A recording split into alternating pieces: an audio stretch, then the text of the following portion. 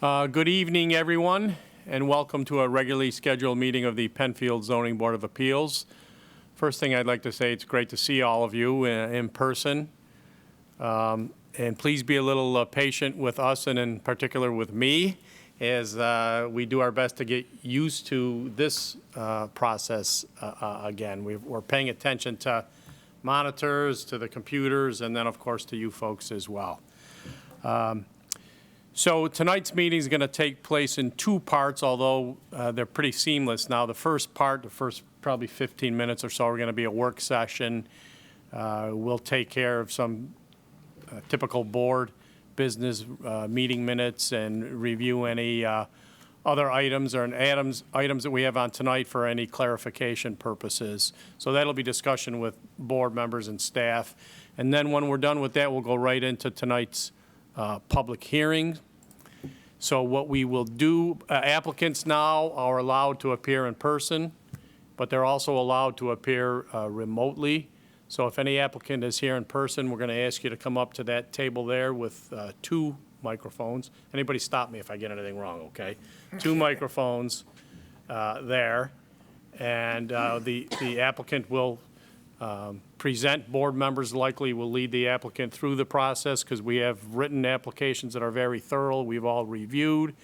Once the applicant is done, then we'll ask anyone that cares to speak about the application to either do so remotely, they have a right to do that as well that way, or come up to that desk in the middle directly in front of me and use that in that microphone. Is that good? Did I cover that okay? We'd like to point out every month that we think the town does a really good job of making sure that people in the town are aware of what's on our agenda and any applications that might be important to them. And they do that in a number of ways. One way is the town sends out postcards.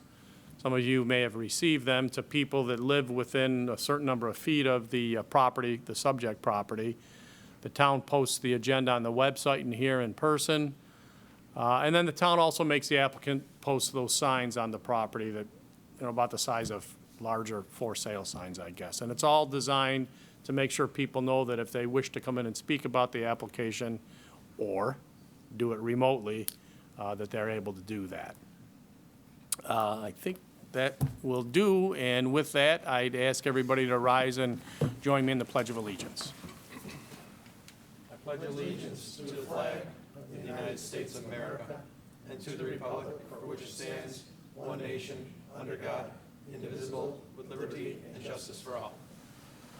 Thank you, and just to note for the record, this meeting is being video recorded and is also being broadcast live on the Town of Penfield's website, www.penfield.org, the Town of Penfield's Government Access Channel 1303, and streaming media devices Roku, Apple TV, and Amazon Fire. Search Penfield TV in your device's app store because it is free. The meeting will also later be transcribed. And again, as I said before, if you'd like to address the board on any public matter, there's going to be specific opportunity to do that. And anyone that is watching remotely and wants to address the board can participate by calling 585-340-8771 or filing an electronic submission via the town's website, penfield.org. Okay. Andy, may we have the first item on the agenda, I think, is the minutes. So everyone's had those and an opportunity to review them. I'll move to approve. Thank you. Second. We have a motion to approve and a second. Any further discussion? All right, all those in favor? Aye. Aye. Okay. And I think we can go, we don't have any tabled matters, so we can just go into tonight's applications just to see if we need to clarify anything for the board. So let's just start quickly with number one. Anybody have any questions for clarification on that? No. 2? Nope. 3? 4? 5? Well, they must all be pretty clear. 6? 7 and 8. All right, now 8, I'm just going to say a little bit about because that is, it's changed somewhat. Yeah. And again, jump in if you want, or Pete, if you want. This, when I think it was originally noticed publicly, it was noticed for a use variance request. Is that right? Did that happen? Yeah. Advertised as a use variance request, but upon further due diligence by town staff, it was discovered that the property actually received a use variance in 1964, right? So that's already been done. So what's on for tonight is same questions, I'm sure, pretty much the same questions are what's the intended use, what's the proposed use, that sort of thing. But it's no longer a request for a use variance, it's a request for an interpretation by this board that the proposed use is consistent with that use variance granted in 1964. Right? Everybody got that? That's what I took it as, yeah. Cool. All right, anything else then to discuss for clarification? I don't think so. Everybody good? I'm good. All right, let's launch into the public hearing aspect then, Andy, thank you. Gary and Lynn Pino, 39 Mount View Crescent, Webster, New York, 14580. Request an area variance under Section 250-14.3 of the code to allow an existing residence with less setback than required under Section 250-5.1-F1 of the code at 39 Mount View Crescent. The property is currently formerly owned by Gary and Lynn Pino and is zoned R-1-20. SBL number 093.20-1-54.3. This is application number 21Z-0032. Okay, is the applicant here? Yes, sir. Great. Let's see if you remember, oh, you remember what table I said that you were paying attention. Nice. I was paying attention. Okay. All right, if you'd give us your name and address for the record, and then the board members will have some questions and walk you through the application. Okay, my name is Gary Pino. I reside at 39 Mount View Crescent, Webster, New York. What else? No, that's it. We'll walk you through it. Okay, so just quickly, you purchased the property in December of 2002? I built the house in 2002. Okay. And at that time, when it was completed, the town issued a C of O. And now it's come to your attention and the town's attention that a bump out on the left side of the property is over the setback on the side? They granted me at that time a contingent CO Okay, and said that you should just come and get a variance on it and do this so that later on there's no issue and we have it in our records. So, you know, time just went on and my neighbor and I get along and he built the house the same time. And then I said, you know what, I'm getting older now, I better get this done so that if we decide to sell the house someday, that we don't want to get all of a sudden they say, wait a minute, you got to have a variance for that, and then we got to start the process and delay it, or whatever the case may be. so you were aware of it at the time when the C of O was, Well, I was aware of it when he came to make the final inspection, absolutely. okay. And what does that bump out contain? What's the reason for it? The fireplace. All right. Is it a self-contained fireplace? I didn't Yeah, see- it's a zero clearance fireplace, so the chimney doesn't go to the ground, you know, it's raised up, it's level with the flooring that comes out. And that's how it existed in 2002? Absolutely. Okay. Just generally, what would you have to do to bring that in compliance? What would it cost to get rid of the fireplace and Well, I'd go re-side it? after the architect first, because, you know, basically, what could I do? I mean, you'd have to, I presume if that was the case, you'd have to bring the fireplace into the house and then build the chimney up through. Be expensive and Right. probably hard to match the outside. Well, it would, you know, then you'd take away from the inside, you know, space on the, you know, the inside, so it it would be very distracting and expensive to have to rework the inside and the outside. You mentioned your neighbor. Have you had the same neighbor? Same neighbor for the, And he's never complained about this? Anybody else complained about it? not that I know of. I'm just doing this so that later on, Sure. you know, if we sell it, that, I don't want to all of a sudden say, oh geez, now the guys who want to buy the house and they say, oh, you can't, there's, you know, you didn't get a variance on this. Right. And it's approximately a 2-foot variance is what you need? Yeah, it sticks out about 2 feet, no more than that. And the rest of the house is right on the 10-foot line for the setback? Mm-hmm. Okay, that's all I have. All right, any questions from the board? No. Andy, that monitor there is showing the same thing that we're seeing here? Yes, it's supposed to be. All right, thank you. All right, I don't see any comments coming through the website, and we don't have anybody on the phone, right? Not that I'm aware of, but I can't see. Oh, you can't see? Just remember too, Dan, there's about maybe 45-second delay for people watching, like the internet feed, I think. Okay, yeah. All right, What do you want to do, tell a joke or something? not me. Hold it for 45? Yeah, Not not you. me. Yeah.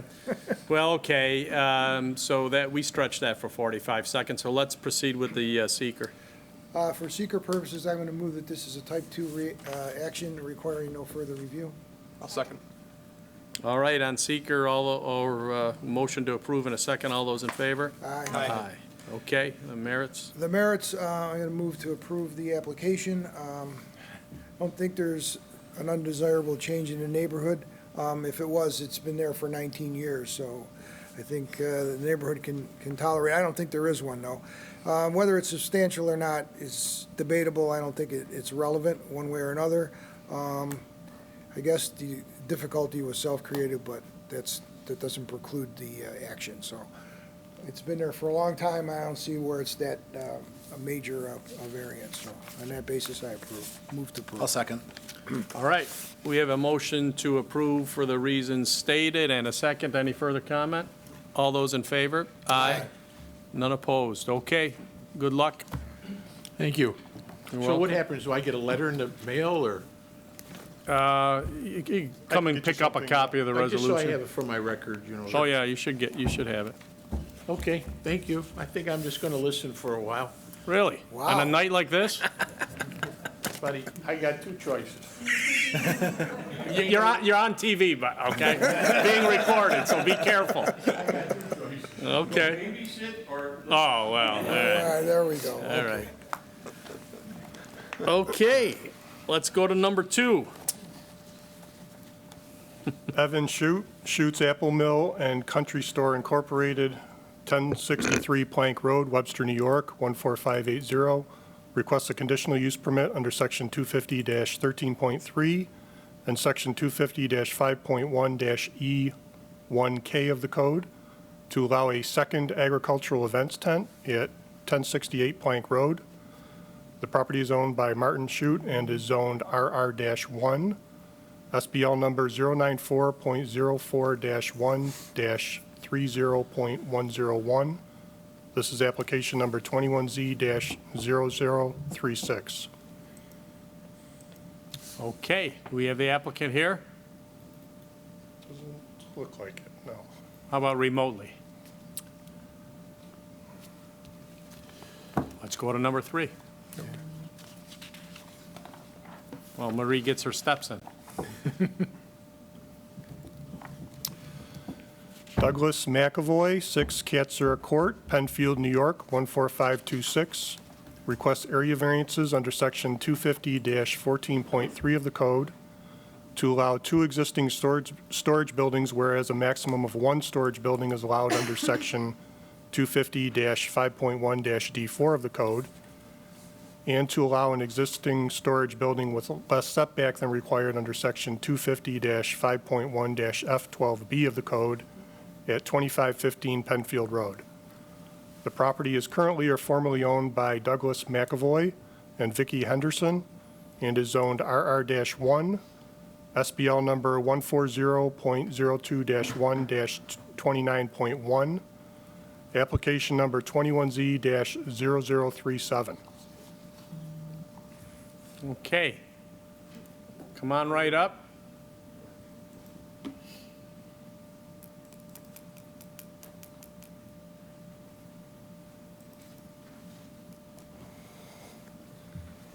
Good evening. Hi. Hello. Please give us your names and addresses for the record, and then the Yeah. board will.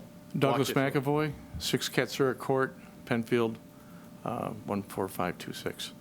Okay. And Vicki Henderson, 6 Katsura Court, Penfield, 14526.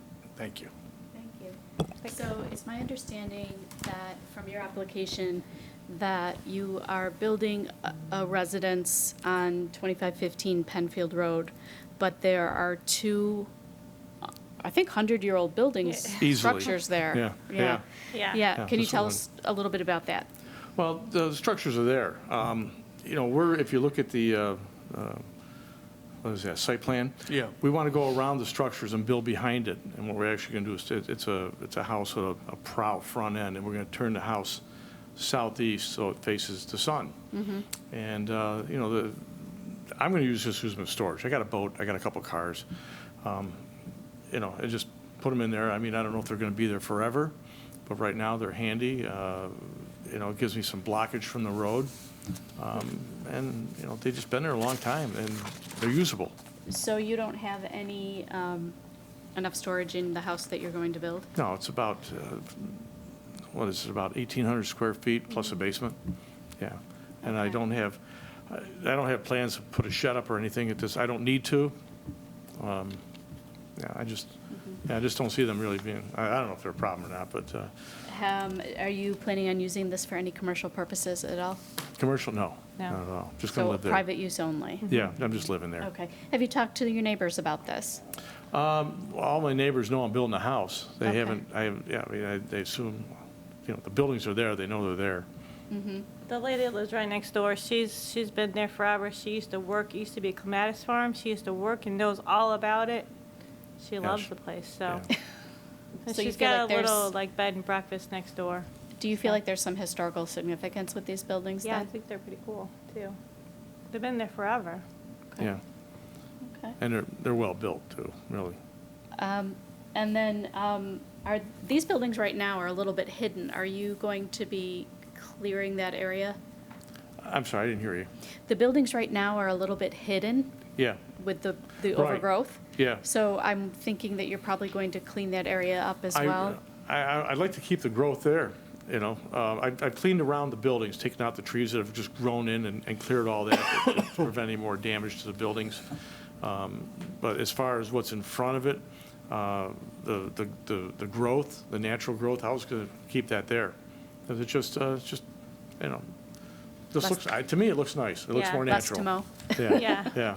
And it kind of hides our house a little bit. No one It really does, knows and it's we're- back there. We're going to put a gravel driveway, and I don't want asphalt. I just want it to look, as natural as possible. I agree, it's a fairly hidden site. so- Yeah, it is, yeah. Okay. I actually don't have any more questions.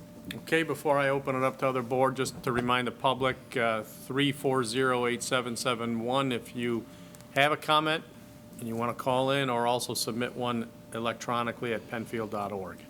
Any other questions? How long have you guys owned this property?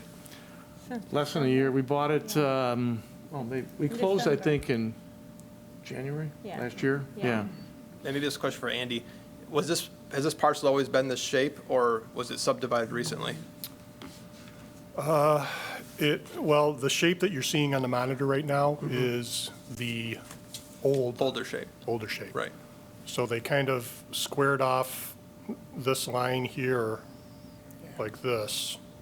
And we So actually that- did that at the zoning board of appeals last Right, August. Correct. we gave that to the Right. neighbor, I think, because they were too close to the side or something like that for their barn. So the neighbor actually acquired, there's a building here Yeah. that was on the property, and now it's on the neighbor's property at 2513. Okay. But the rest of the property's been like this for a while? Yes. Okay. It's fair to say if you didn't get this variance, you'd have to take the building down, correct? Yeah. How much would it be to remove? Pardon me? How much would it be to take down the building? Thousands. Yeah, I mean, you probably gotta it'd get be a permit, right? And you have to make sure that there's no electricity. There isn't anyway, so I mean, it's just nothing there, but, you know, Are you you gotta do some site considering, work. are you considering putting electricity in? Pardon me? Are you considering putting electricity in? Not at this point, no. Okay. I mean, I'm not gonna turn it into a workshop or anything like that. I just wanna put my boat away, and, you know, I got a collector car, I wanna stick in there maybe. But yeah, I have no reason to, you know, put electricity in it. Thank We you. just want it for storage, really, just to put our toys away for the summer, in the winter. Fair enough. Okay, anybody in the audience care to address this application? Once again, I don't see any electronic comments, and I'm sure if somebody were waiting on the phone, I would hear about it. So let's proceed with the seeker. Okay, I'd like to make a motion that this is a type 2 action requiring no further review. Second. All right, we have a motion to declare it a type 2 action under seeker in a second. All those in favor? Aye. Aye. Okay, On the merits of the application, I would make a motion to approve both both structures and also the side setback. First of all, I think there is a fair case for a pre-existing condition here. Certainly, it wasn't self-created. This is the lot you bought, and these were there. Yeah. I do think that we try to preserve history and beautiful buildings when we can, and I understand you're very passionate about that. They're interesting buildings, I don't know about it beautiful, but, yeah. They're not beautiful. But they're functional. Yeah, and they are, They're very much. useful, okay? And so we do try to be sensitive to the existing structures. I don't see any change in the neighborhood because these buildings have been there and they'll just continue to be there. And I do see that there would be a financial hardship if you actually had to remove one of them. So based on that, the only other thing I would say, though, is that there's never to be any commercial use, and also no other structures. So the two buildings you have, those are the two. So Fair enough. no sheds or anything like that. Yeah, Okay? all right. okay, so we have a motion to approve with the conditions that Marie's outlined. Did we get a second? Second. Mike seconded that. Any further discussion or comment? All right, all those in favor? Aye. Any opposed? No. All right, congratulations. Thank Thank you. Good luck to you. Thank you. So, thank you. I guess we're leaving. We don't have any daycare. I talked to Andy, on number 2, Yeah. is there any chance to make a call or something? I mean, I was- because it's sort of something they wanted to start doing sooner Yeah, rather than I was later. going to try to do that. Yeah, Is it possible they thought it started at 7? yeah, I mean, it's possible. Okay, Somebody, great work. Okay, go ahead, number 4. thanks, Dave. Thank you. Okay, ready for the next one? Sure. David and Charcy Schultz, 1735 Gloria Drive, Fairport, New York, 14450. Request an area variance under Section 250-14.3 of the code to allow a storage building with less setback than required under Section 250-5.1-F12B of the code at 1735 Gloria Drive. The property is currently or formerly owned by Charcy Schultz and is zoned RA-2, SBL number 111.03-1-24. This is application number 21Z-0039. Okay, again, if you can give us your names and address for the record, and then the board will lead you through it. Hi, I'm Charcy Schultz. Address is 1735 Gloria Drive, Fairport, New York, 14450. My name is Dave Schultz. I also live at 1735 Gloria Drive, Fairport, New York, 14450. Okay, thanks. Good evening. So you are looking to construct a 1,500 square foot pole barn, but you're looking for a variance so that the setback is 25 feet instead of 50 feet. Is that in That's sum and correct. substance? And you spoke to a neighbor, and the neighbor has no issue with it? That's correct. Now, you live on Gloria Drive, so it's my presumption that there's many barns and pole barns in That's that true. area. So this wouldn't be adding a structure into the neighborhood that doesn't already exist in other properties. That's true. Now, as far as the variance itself and the placement, it's my understanding that there are a few mature trees that you would have to take down if you were to put this pole barn in another place. That's correct. Would you be able to have a smaller pole barn, but not have the need for a variance with a smaller barn? I don't believe so. I think that if we were to keep with the 50 feet side setback, I think that we would still have to remove those 3 very large 30-foot trees. Okay. And you're looking to store toys and children. We As a have- parent, I can We have 3 sympathize. kids. And we live in a 1,500 square foot house, and so it's, we're growing out of it. We don't want to move. We love the location. And so you're not looking to run a business or anything out of it? No. Talk to me about the character of the pole barn. Is it going to keep with the other character of the pole barns in the area? Yeah, we're looking to do like a gable style. So we think that there's quite a few around that have that kind of style, and it's going to be, we're thinking metal, right? Yeah. For the structure, yeah. So. Red or something that matches the color of your house? Oh yeah, it would. No, something more neutral than red. Okay. So it's gonna look good and be aesthetically pleasing? Yeah. Yes. Okay. Are you going to have any lighting or exterior lighting on it? Yes. Okay. Do you know? Or I don't know about exterior. I know interior there'll be lights on the inside, but I don't know if we'll put one on the outside. Possibly one over the man door going in is. Okay, so about it. not enough to cause a nuisance to No. people? Okay.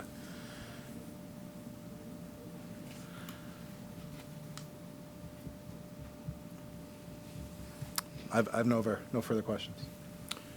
Okay, once again, I'll remind the public, if you had any comments on this or any application tonight, call 340-8771 or submit them electronically at penfield.org.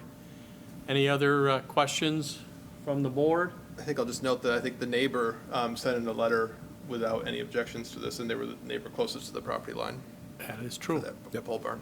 That's true. Anybody in the audience care to speak about this application? All right, to try to get a little bit more time, you've probably heard us tonight say a number of times already, we use an acronym, SEEKR. That is an acronym for a New York State statute, the State Environmental Quality Review Act. Is that right? We're all looking at each other. That's pretty darn close if it's not. Did you say State Environmental Quality Review Act? I did say that. And that's correct. Yeah, and what that is it's a law in New York State. It's been around for a number of years, and it requires governments, when they take certain action, to make sure that they're considering environmental issues, small and large. So we've done that as we've gone through the process. Staff has analyzed it. We've taken a look at it.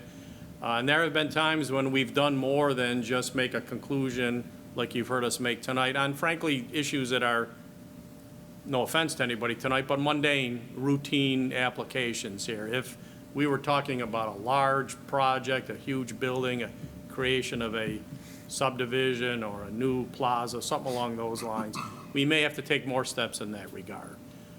So we're not just sort of blowing through it without giving any consideration, although I could understand how it might seem that way. So that had to be more than 45 seconds. I still don't see any comments, so let's proceed with the seeker analysis here. Next, Dan's going to get into the legislative intent of seeker. That's not going to happen. I make a motion to declare this a type 2 action requiring no further review. I'll second. Okay, we have a seeker motion and a second. Any further discussion? All those in favor? Aye. Okay, the merits of the application now? I'd make a motion to approve the application. It doesn't create an undesirable change to the character of the neighborhood. There's many barns and pole barns out in that area.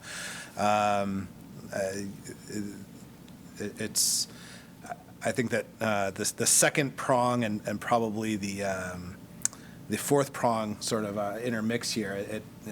There may be a means to achieve this by some other method, but in order to do that, it would affect the environmental area by taking down trees. So yes, it can be achieved, but I think the cost-benefit analysis there, I think number 2 outweighs number 4. It's 25 feet. It's a 50% reduction, which is not insubstantial, but it's still 25 feet. And it is self-created, but I'm not putting too much weight into that. So I'll move to approve it. I'll second. Okay, so we have a motion to approve for the reasons stated and a second. Any further discussion amongst the board? I'd add something. Yeah. They do actually have an existing 12 by 24 storage building, Oh, so it had to be conditioned on that being removed. right? Because the Yep. code will not allow more than More one than one. accessory Yes. building. So Yep, there's and a- we plan to move that.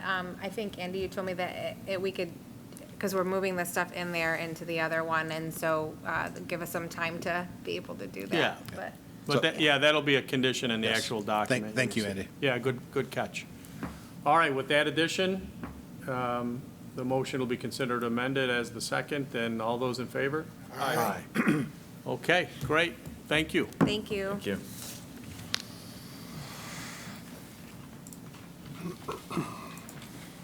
You don't want to stay?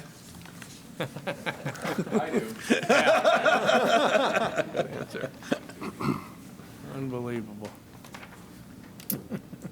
Paul? Evan is here from number Okay, 2. all right, good, yeah. Good. Paul Colucci, DiMarco Baytowne Associates LLC, 1950 Brighton Henrietta Town Line Road, Rochester, New York, 14623. Requests a special permit under Section 250-10.3-A of the code to allow three building-mounted signs, whereas a maximum of 1 building-mounted sign is allowed under Section 250-10.13-C of the code at 1900 Empire Boulevard. The property is currently or formerly owned by DiMarco Baytowne Associates LLC and is zoned general business. SBL number 093.02-1-23.11. This is application number 21Z-0040. All right, thanks. Paul, if you could just give us your name and address for the record. Good evening, Paul Colucci with DiMarco Group, here tonight on behalf of DiMarco Baytowne Associates for the application as Andy read. Thanks. Thanks. So it looks like you're looking to add some additional signage for the business there at the corner of that parcel there. Give us a little history in terms of what do they currently have, and then why we're looking to do 3 signs? Sure. So Baytowne Wine and Spirits is going to be a new business. The existing liquor store is going to relocate from its present location, which is more central into the plaza. We've recently constructed the new tower element that will identify its entrance.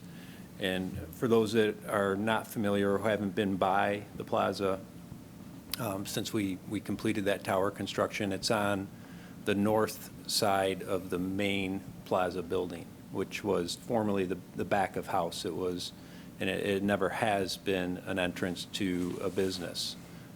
So we constructed a 35-foot tall tower, similar in style and architecture to the other towers that are in the plaza. And the business itself will have its parking proximate to the entrance on the north side of that building. The traffic in the way that the plaza drives are configured, there's view shed from all directions. So there isn't a specific side or face of that tower that says, all right, this is where a sign should be. We have traffic coming from Walmart, which is our primary tenant, which drives most of the traffic in the plaza, so we'd like to have visibility from there. We have traffic coming in off of Empire Boulevard at the Brant Drive entrance.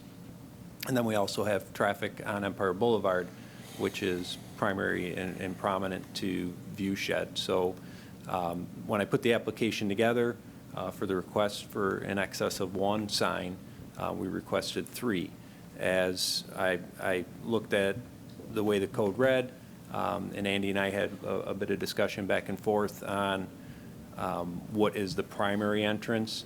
I added the lineal footage of both the front and what could be considered a side entrance, and totaled that up using the calculation for allowable signage. And based on a liberal approach, we could have up to 400 square feet of signage. The sign, as proposed, a single sign is 112 square feet. So with 3, we'd still be under the max allowable, albeit the code may have a different interpretation of what is allowable based on a single entrance, but we have in the past been before this board for tenants with multiple view sheds or corner type businesses that have fronts and backs. And as you know, we want to try to capitalize on the visibility from all directions within the plaza. Would the size of this new business, because it's built out pretty large there for that space, would this be considered like an anchor tenant, or is this more of just a regular, will they have signage on the street coming in off the large, I guess billboard type signage, the monuments they have out there, will they have signage there as well? Yeah, there will be signs on the existing pylon signs that are on Brant Point, and then there's one at 1930 Empire Boulevard, which is one of the primary entrances that would bring traffic right in front of this tenant. So they would have placement on those pylon signs as well, yes. Okay. So what's, I guess, part that I struggle with is, I look at if there was a tenant just down a little bit farther that only had one face, didn't have this new structure built, what's different with that tenant only having one sign, that's okay, versus this tenant now that we're looking to have 3, but we'll also have larger signs that will also have them on the pylons as well. So I guess in a sense, I'm seeing it right now as 5 signs for this business, even though they're on the pylons as well. What makes them more unique than another tenant in the plaza to need it? Part of it is investment made in that business, a significant amount of investment made to create an architectural element that could support more than one sign. A traditional inline tenant that may be smaller, have 20 lineal foot of frontage, certainly wouldn't have an opportunity, or someone who's on the south side of the plaza that backs up to the mini storage wouldn't have that same opportunity, albeit visibility is a common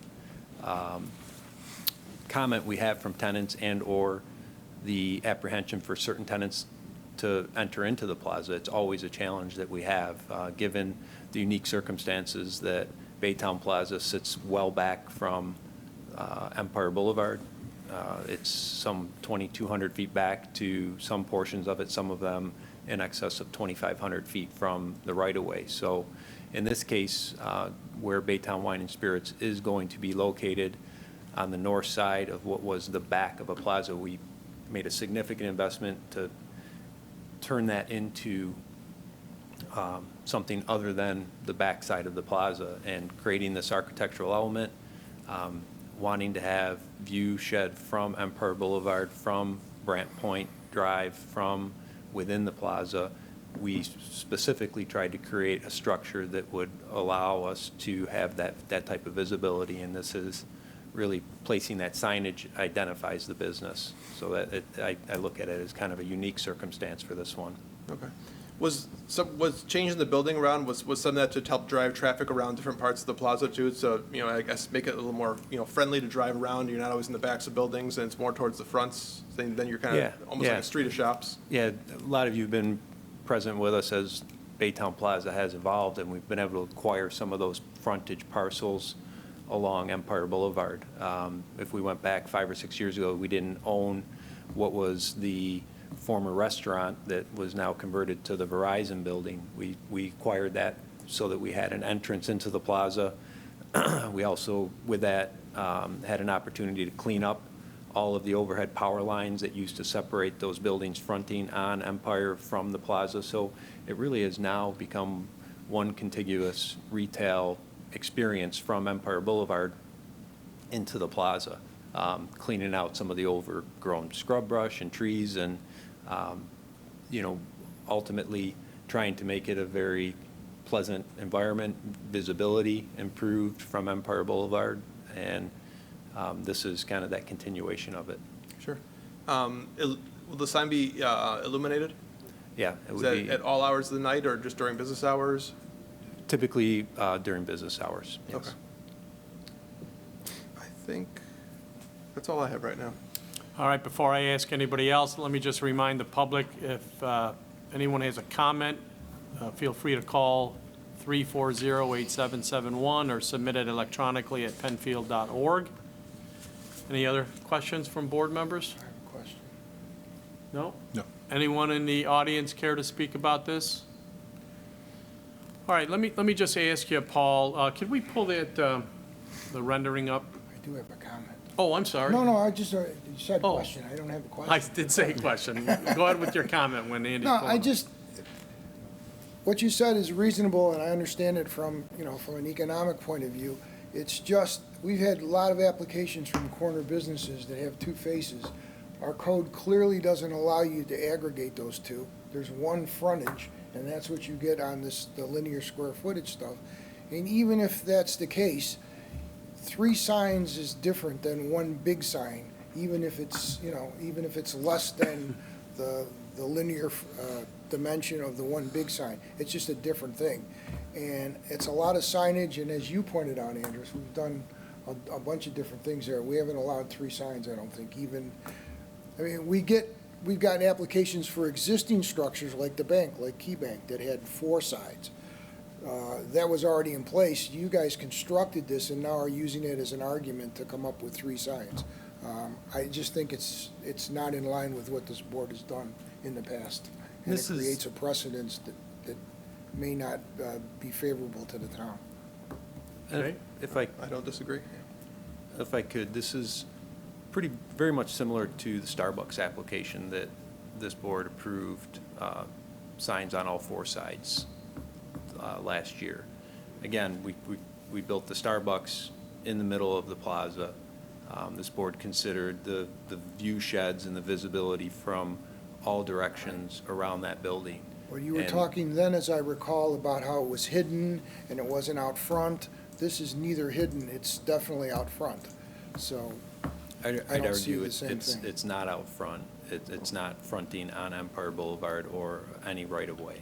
So that's really the primary reason is, again, we're some, 250, 300 feet back from the right-of-way with a business that is clearly signage is paramount for a warehouse-type liquor store that wants to be seen not only from patrons within the plaza, but from patrons passing by on Empire Boulevard. But you also have them on 2 tower signs, which are on Empire Boulevard. Correct. They would be on the pylon signs.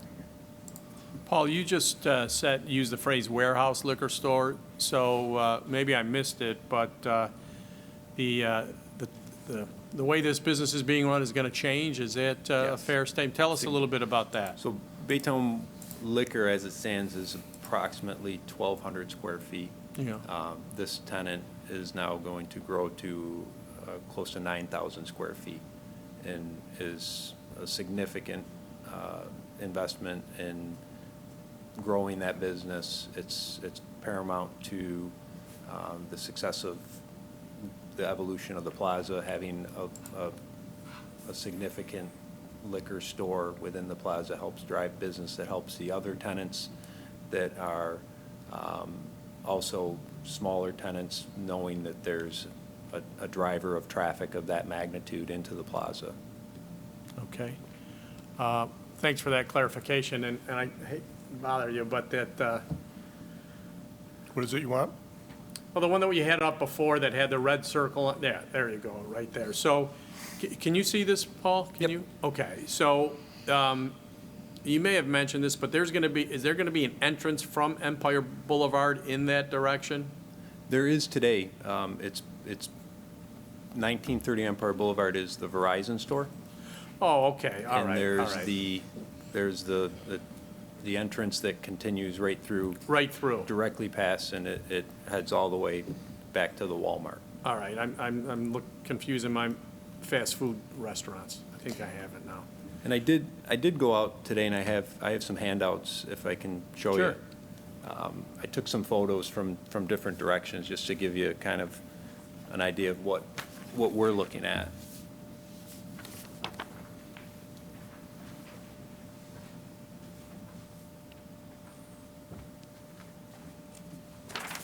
Thank you. Thank you. Thank you. Thank you.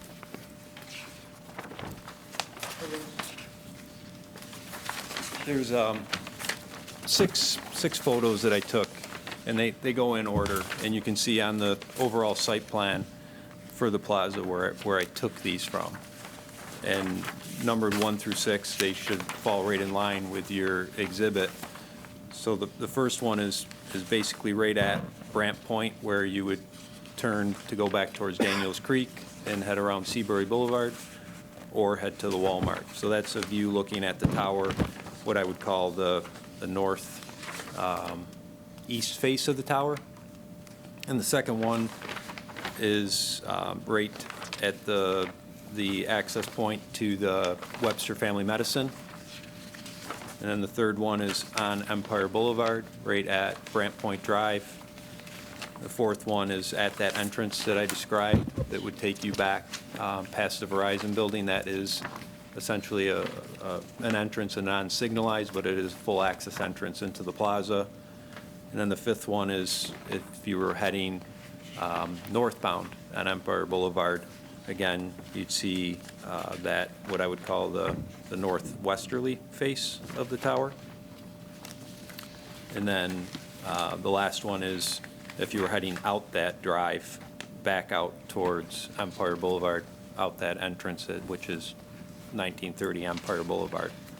So, clearly there's 3 sides to it. We specifically created it for visibility from all angles so that there is that opportunity for identification of this business.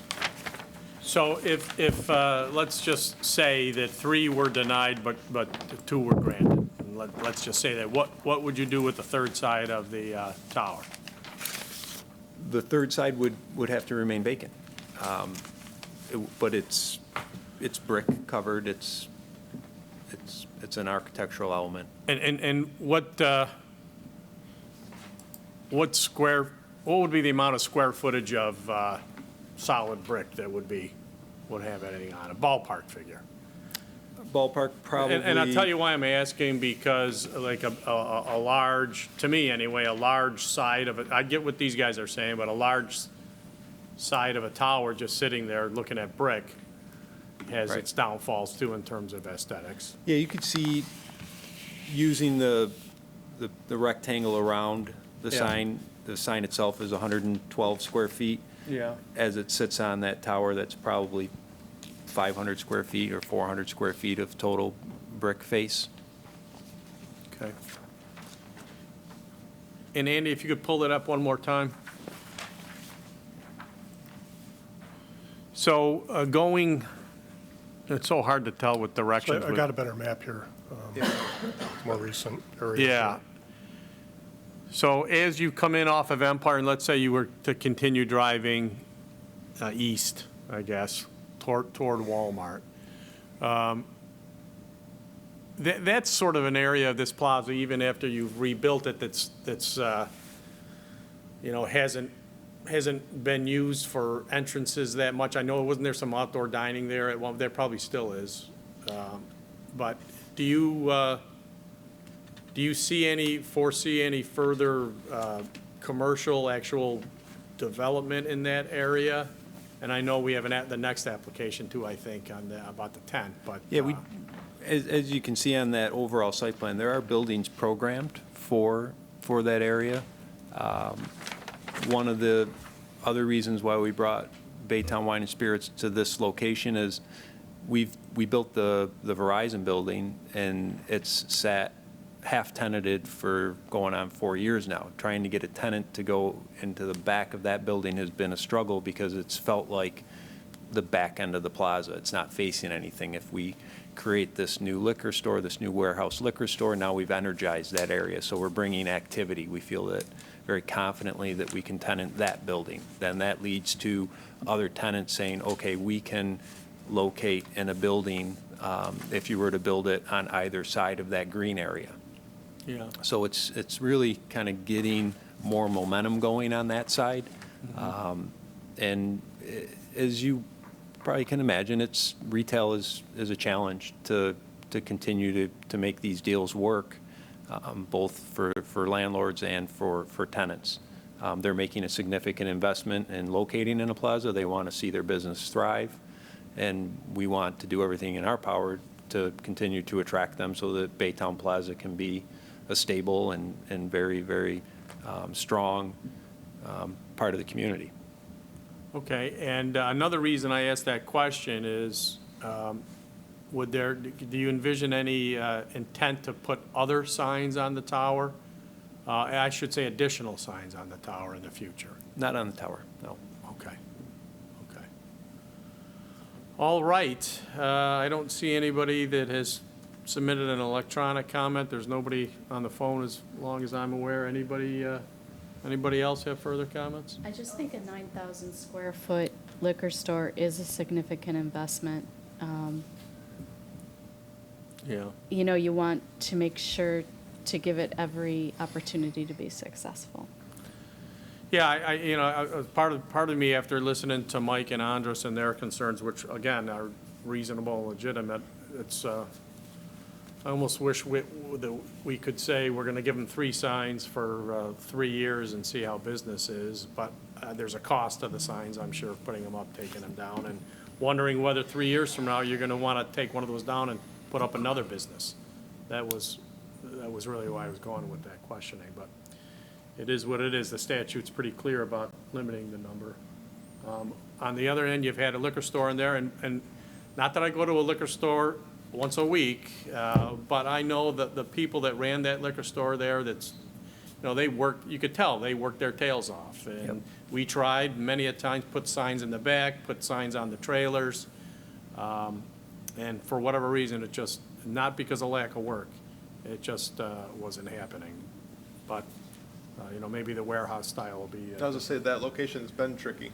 Yeah, for it the has. past tenant. It has. So, okay, all right.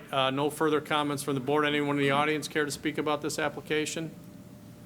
All right, then we will proceed with the environmental review. Okay, let's see, this is an unlisted action, so I'll declare this a negative declaration with no foreseen significant adverse environmental impacts. Okay, so we have a motion under seeker to declare it unlisted and further to issue a negative declaration. Any further comment on that? All right, all those in favor? Aye. Any opposed? All right, the merits? Merits. So I'm going to move to approve this. Some of it has to do with, I think, historically, when we look at this plaza and, in terms of the business aspect, this has been I don't want to say a struggling area, but I think it has been a struggling area for this plaza. Looking at the past liquor store, I think you guys came in front of us several times for additional signage, feather flags, maybe even signage on the side of a trailer. I'm trying to remember, there were a number of instances, and I think it was for that past tenant that was in there before, that just wasn't getting the visibility. And I do agree that, the way that it's oriented in terms of trying to get traffic to flow through and make that more of a street of shops through that area, that would help that area go through in terms of moving through and allowing that space to be a little more used. I think not feel like the back of a building or the loading dock type feel that I think it has had in the past for that. So I think there's some unique aspects when we look historically at the site, and for that in terms of the struggles that past tenants have had in there. For visibility, I think it's been a strong aspect to look at. The signage is, more than, is allowed by code, but I think with the investment that you guys have put into the building and the tenants have put into it, I think it makes sense to go ahead and give this a try. Okay, I'll second that, but I want to add a few comments as well, and that is, to a certain degree, I share Mike's concerns about precedent and 3 signs, while we've granted them before, and some in this plaza or more. It's a pretty big request. I also agree with what Andres just said about supporting it. This board, I think, has been worked well with the applicant to help with the development of that plaza over several years, and it's we've seen success. We'd like to see more, but I do think we need to keep the communication flowing. This I think will help with traffic patterns. It will help with identifying it, but I do acknowledge that it's a substantial request. I do think because of the specific location of this request and the rather unique nature of the plaza, I'm not as concerned about the precedential effect of granting, and that's why I would second it and support the motion as well. And I would say this: if there was a third, I would third it. But I have concerns about the pre-construction and the coming to us more for forgiveness and less for permission, sort of boxing us in, and because they already have constructed and they already have this, what otherwise would be giant brick wall that would be blank, for lack of a better word, if we didn't grant this variance. So I'm not saying I'm opposed to it, but I do have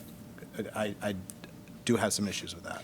You feel a little shoehorned into it because it was built so that it looks a little awkward without any signage too, also. Yeah. Right? Yeah, I'll give you both good points, and that's one of the reasons that I talked about keeping, what I feel over the years has been really good communication. Let's keep that flowing.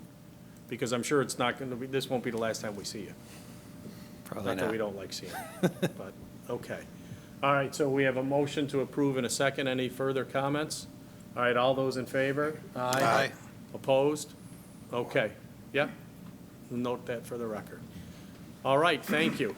Thank you. Sticking with Baytowne, is that the next one? I'm sorry, that vote, that was all ayes, or? No, there was one opposed, Mike. Okay.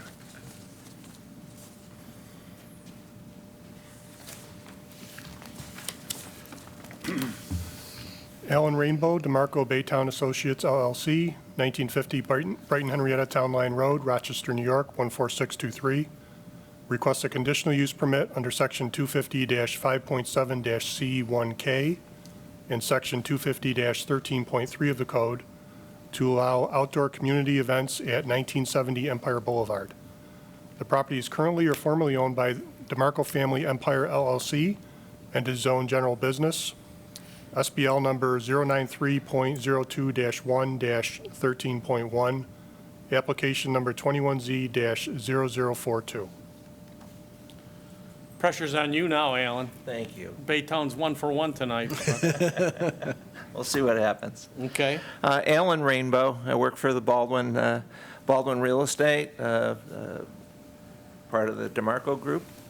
And I am following up on something actually Paul Colucci started a couple of years back. November of 2018, we applied for a conditional use permit, which was subsequently granted, to hold outdoor social and public events in the green space area of Brant Point Park, a small area in the center section of the Baytowne Plaza. We were allowed to hold these social events for a 2-year period, starting in May of 2019 through October of 2020. And we got off to a great start in 2019, we thought, and started building some momentum, and then the pandemic hit. And we essentially lost the second year of our conditional use permit. Had no activity, no events that were held at the plaza last year because of COVID. With the expiration of that conditional use permit, we're back again, asking to have an extension of that term so that we can gradually build up, we hope, with these events again at the plaza. We've already held 3 car cruise events at the plaza by filing temporary permits, and we're just looking for something that's got a little bit more substance to it that's going to carry forward through next year and hopefully beyond, for us to be able to consider again going back to erecting a tent, to have, again, a farmer's market that we sponsored in 2019. We also had movie nights within the tent facility for children and their parents, and a variety of other social and community activities that were held throughout the term, that 2019 term. So here again to respectfully request that we get an extension of that conditional use permit and to be allowed to resume with our activities through 2022. And at this point in time, because we've essentially lost about half of 2021, we don't have any immediate plans to erect the tent for the balance of this season, but we may. It just depends on the type of interest that we can generate and for an event schedule. So this is the starting point to make sure that we can. We're permitted to do so, and that's why I'm appearing in front of the board. Right, so Alan, you, despite what you just said, you would be requesting that the conditional use permit be effective immediately upon approval, in case you do decide to do something this year? Correct. As previously mentioned, we've had 3 of the car cruise nights. Sure. We've had three conditional or temporary use permits. Those are now at an end. Right. You know, we would like to continue those throughout the summer months. They seem to, with the exception of a storm last week, seem to be pretty successful and well attended. So that's going to be that kind of breaks the ice for us, and we're hoping that will So start the ballpark momentum. figure, how many events since you were initially granted permission? How many events of all types have you had? Well, in 2019. I think it's safe to say the tent was in use between 2 and 3 times per week. Okay. We erected the tent in April of 2019 and took it down in October of 2019. So, you know, it was for a fairly strong schedule that we had. Okay, so somebody on this board, everybody's better than me at math, but let's say it was 50 in 2019. What, you would say that they were pretty well attended, no issues with parking, or I'm just, what I'm trying to ascertain here, and I'll ask you too, Andy, is how many events did you have when you were able to have them? None last year. And if you had 50 or 60 or 40, you know, what if any problems were encountered? With We parking, had with literally trash, no issues with parking, with traffic flow. That probably is going to be even for an easier process this year because we've got some additional parking adjacent to that green space, and it's a little bit easier access off of Empire Boulevard as well. Yeah. But the you know, the events, we really didn't, we had a little bit of an issue getting started and getting into a routine and learning what we needed to do. But once we had the process down, things went very smoothly for the balance of the year. Yeah. You know, we did make some scheduling mistakes, if you will, as part of our learning process. I mean, we started the farmer's market too early in the season. You know, before produce was readily available and such. But so we've learned from that, you know, to streamline the schedule a little bit. But no, we had no operational issues whatsoever, and we do have now a full-time individuals who's dedicated to the Baytowne Plaza who can oversee and supervise, the setup and the tear down and policing without having to bring in outside individuals to do so. What about noise complaints? Any noise complaints? No, not that I'm aware of, no. Any other complaints made to you or any of your agents about the operations of those in 2019? No. Okay, great. So let me ask you the same question, Andy. Have we heard anything from any person about any of the events that were held in 19? I'm not aware of any complaints. Okay, we did receive an email about noise, and I'll ask you about that. Not so much a complaint about what's happened, but just, hey, make sure that noise is contained with, as best it can be within that area. So we'll talk about that in a minute, but everybody here knows on the board that, and you're familiar with it, that 2 years ago when you came in, and this is sort of for us to, when applications like this come in, we sort of give them a trial period. Let's see how you do. Right. Unfortunately, you were only able to take us up on half of that trial period because of COVID. But one use that comes to mind are the horse stables. We don't grant those forever. We give a time period, and then we kind of wait and see how things shake out and see if we need to make any changes the next time, if there is a next time that the application comes up. So that's sort of why we're here tonight. But again, you only really got the benefit of half of the time we granted you through no fault of your own. So having said that, have you seen the email? I have. Okay. So let me just read it for everybody's benefit. It looks a little different than the one the format looks a little bit different, but anyways, it's, I don't want to mess up Rose's last name.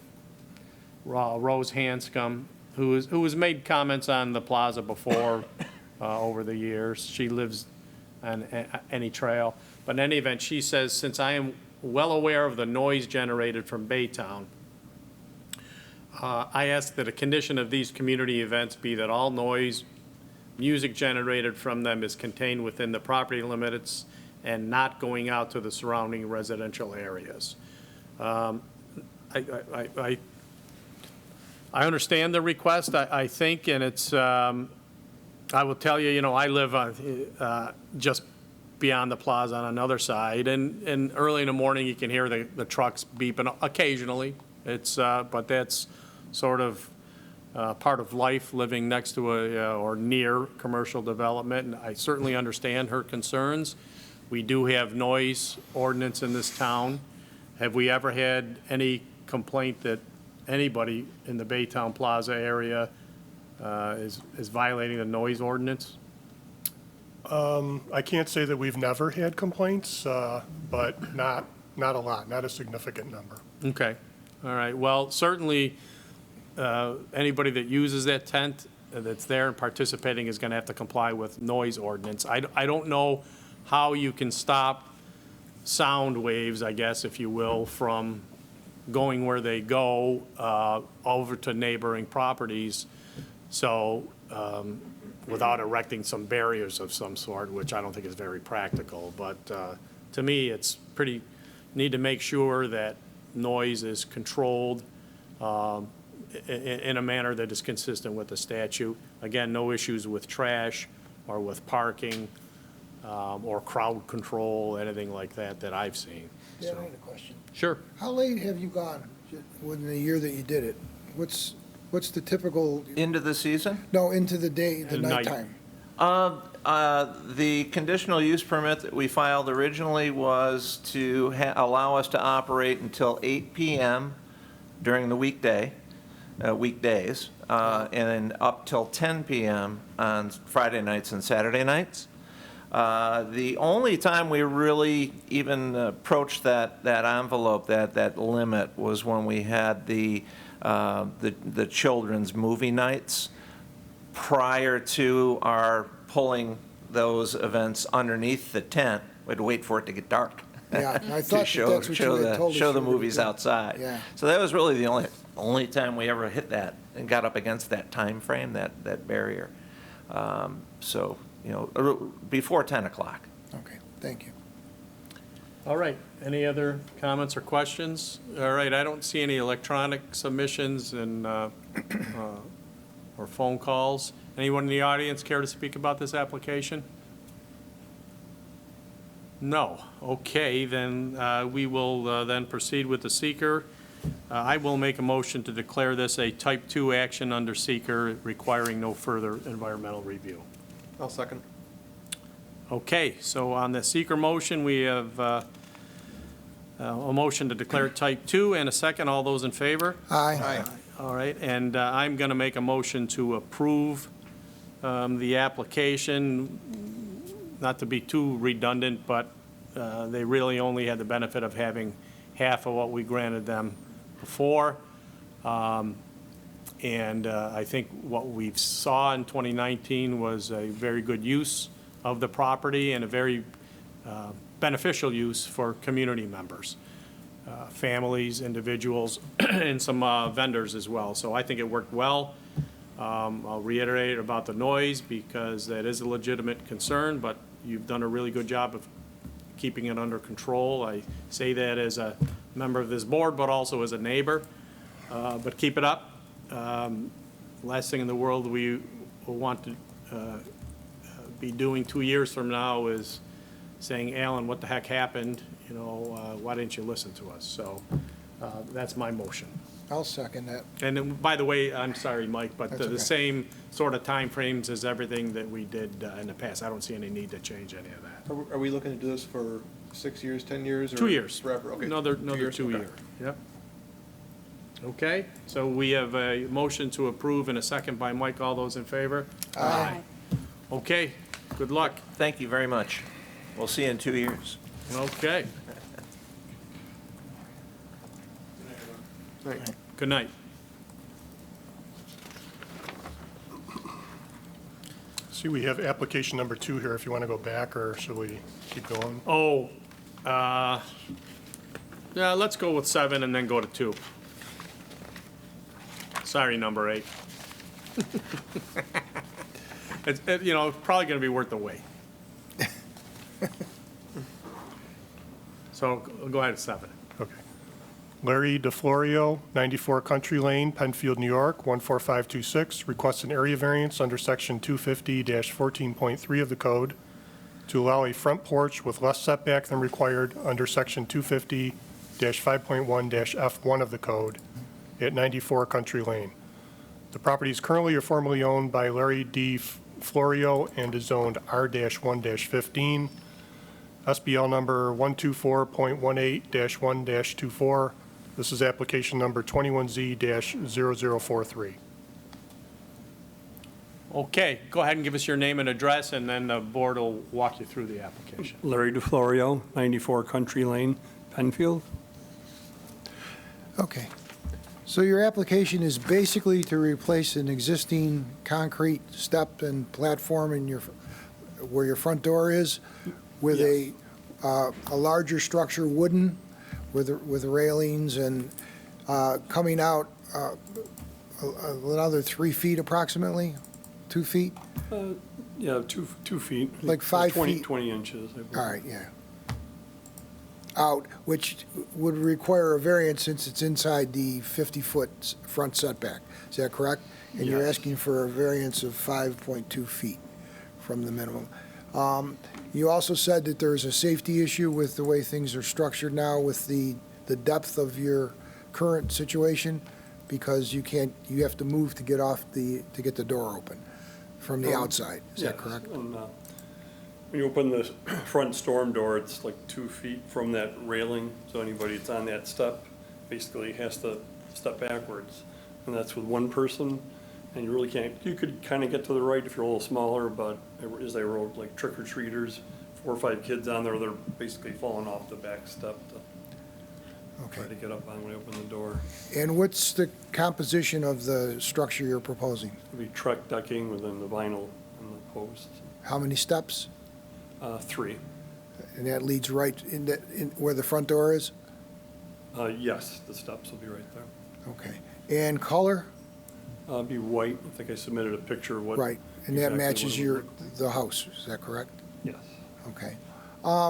You did a very good job, I thought, of giving us other structures in the neighborhood and labeled them to show us that front porches are common in where you are, and also that to some extent, there's houses that are even closer to the road than yours. At least visually, it looks like that. I didn't bother to measure them, but I didn't go out and measure them, but yeah.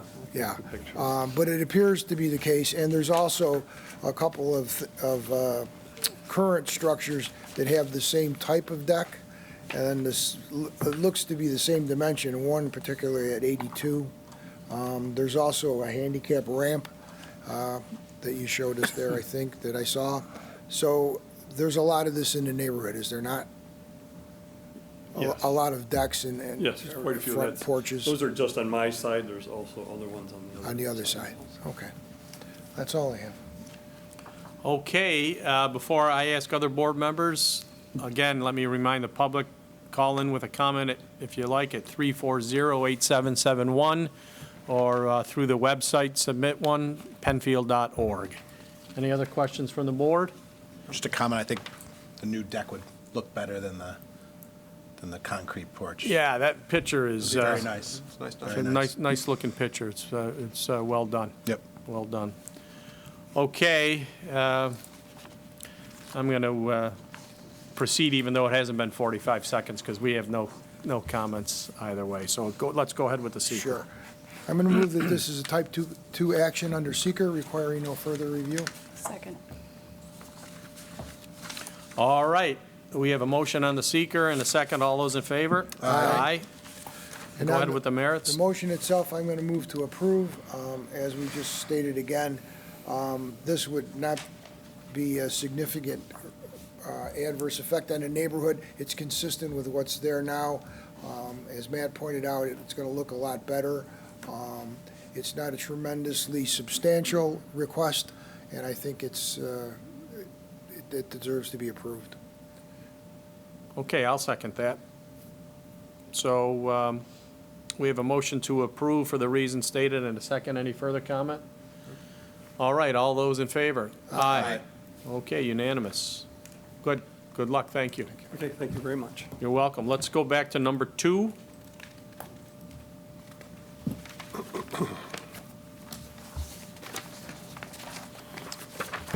Evan Schutt, Schutt's Apple Mill and Country Store Incorporated, 1063 Plank Road, Webster, New York, 14580. Requests a conditional use permit under Section 250-13.3 and Section 250-5.1-E1K of the code to allow a second agricultural events tent at 1068 Plank Road. The property is owned by Martin Schutt and is zoned RR-1, SBL number 09404-1-30.101, application number 21Z-0036. All right, thank you. Please introduce yourself and give us your Sure. address for the record. All right, I'm Evan Schutt, and my family owns Schutt's Apple Mill on 1063 Plank Road, Webster, New York. Okay. Thank you. So you're coming to us, look, I think in 2019, you guys started with an event tent in, since for your hay rides and pumpkins and things like that. I take it the business has succeeded where you are looking to do a second one, or are you looking to space things out a little bit better? I guess give a little more of, Sure. Justification on why a second tent. Yeah, so the first one that we use right now is for pretty much checking people in, if that makes sense. They purchased their bags. We opened up UPIC for the first time in 2019, so we're going forward with that. But this tent really was for the purpose of when I'm big into education with my background of being a former teacher, so we have booked, hopefully Seneca Park Zoo to come on the weekends in the fall and do like BioBlitz. We host a ton of tours for elementary kids, and having a separation between where people check in and pay and then where people can actually gather is, in my mind, kind of important, especially with kids and, like having them focus. So the goal is to use it for educational purposes and small little events designed around education, or like a pumpkin carving contest, you know what I mean? So if there is a light drizzle, the show can still go on, especially with agritourism and agriculture, right? So weather dependent, not even just on growing, but just on overall retail business, it really matters. So we're hoping to do that so, when buses come, they can meet in one location. You know, I envision hay bales in this tent where the kids can sit on the hay bale. You know, I've been talking to a teacher about hosting arts and crafts and reading workshops, you know what I mean? And all of this has been for free. I haven't charged for any of the educational workshops. We do charge, you know, for pumpkins and apples. I don't want to make us out to be a saint. I'm not. But I really believe in furthering education as best as possible. Yeah, that's great. That's great. Previously, I think we said third week of August and then through December 1st each year. I think your new really is only application has October. It really only needs to go to October because, as we know, like, no one's coming in November. I mean, like, as soon as the snow starts flying or as soon as it dips, I mean, I'm really just looking for that bulk of that fall season. And the reason why I asked in August was because so we can get ready, right? I mean, I don't want to do it in September and then have the people that I work for being stressed. Like, are we going to be able to get ready? I want it to look the way that it should. I don't want to rush it. So, yeah, I would like to construct it sometime in August. Third week is very reasonable. And then apples, I know it sounds crazy, but apples are, with new varieties, are ripening even earlier than you might be traditionally thinking of in September. So I will actually be able to do things in early August with these new varieties that I've planted. Okay. And the placement, is it safe to say the placement of this second tent is behind the existing one, so it won't be any more visible from the road? I was just looking for the flattest ground possible. Like, that's really, there's no idea other than, you know what I mean? I would like it near the parking lot, before the youth pick apples, on a flat piece of ground. Sure, sure. But, you know, I think it looks like from the placement, it'll be, in a sense, visually from the road, you won't see multiple tents lined up looking down the road. You'll see it kind of back to back. It would look Yeah, like I mean, one I structure. will make it look as visually as I appropriately can with the ground that I have. Yeah. I mean, that's really the only thing that determines where I put it, is kind of where it doesn't get wet. Yep. And you know what I mean? And so, I mean, I will try my hardest to put it in a line. I just need to make sure that it's not a wet area. Right, right. And the property to the east, has that homeowner had any issues? I don't think so, because, past you know, year? these tents, we only operate for UPIC and educational things until 5. Okay. So I've never heard anything. Now, that doesn't mean that there might not be something out there, but, you know, obviously we're not doing things into the dark. Okay. Andy, have you had any complaints about the Not that I'm tents? aware of, no. Thank you. And parking, do you anticipate any issues with parking?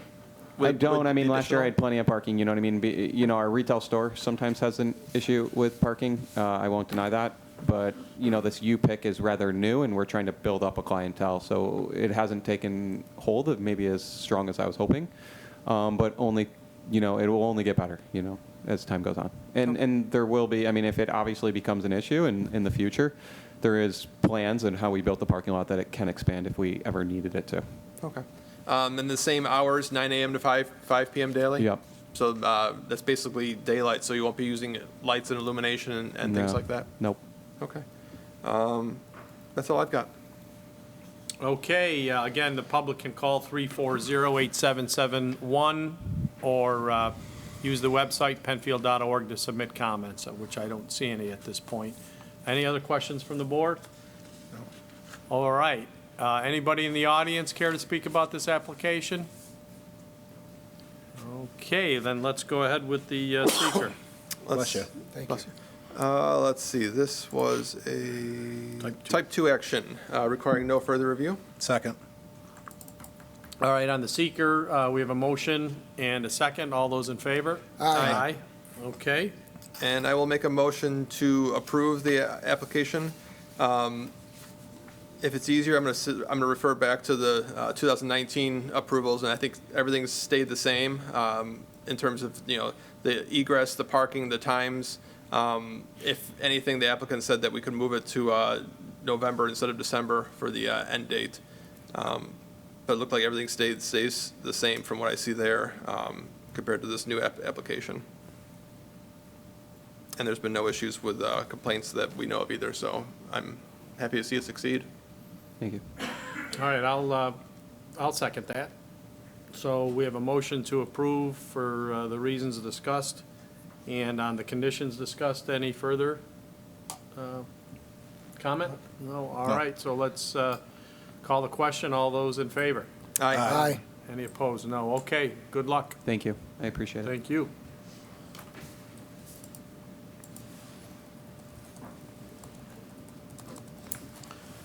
All right. Then I think we're moving forward to number 8.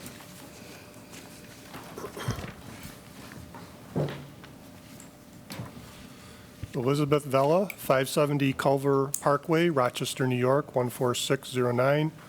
Requests a use variance under section 250-14.3 of the code to allow a commercial use on a single-family residentially zoned property at 4450 and 56 Wilbur Tract Road.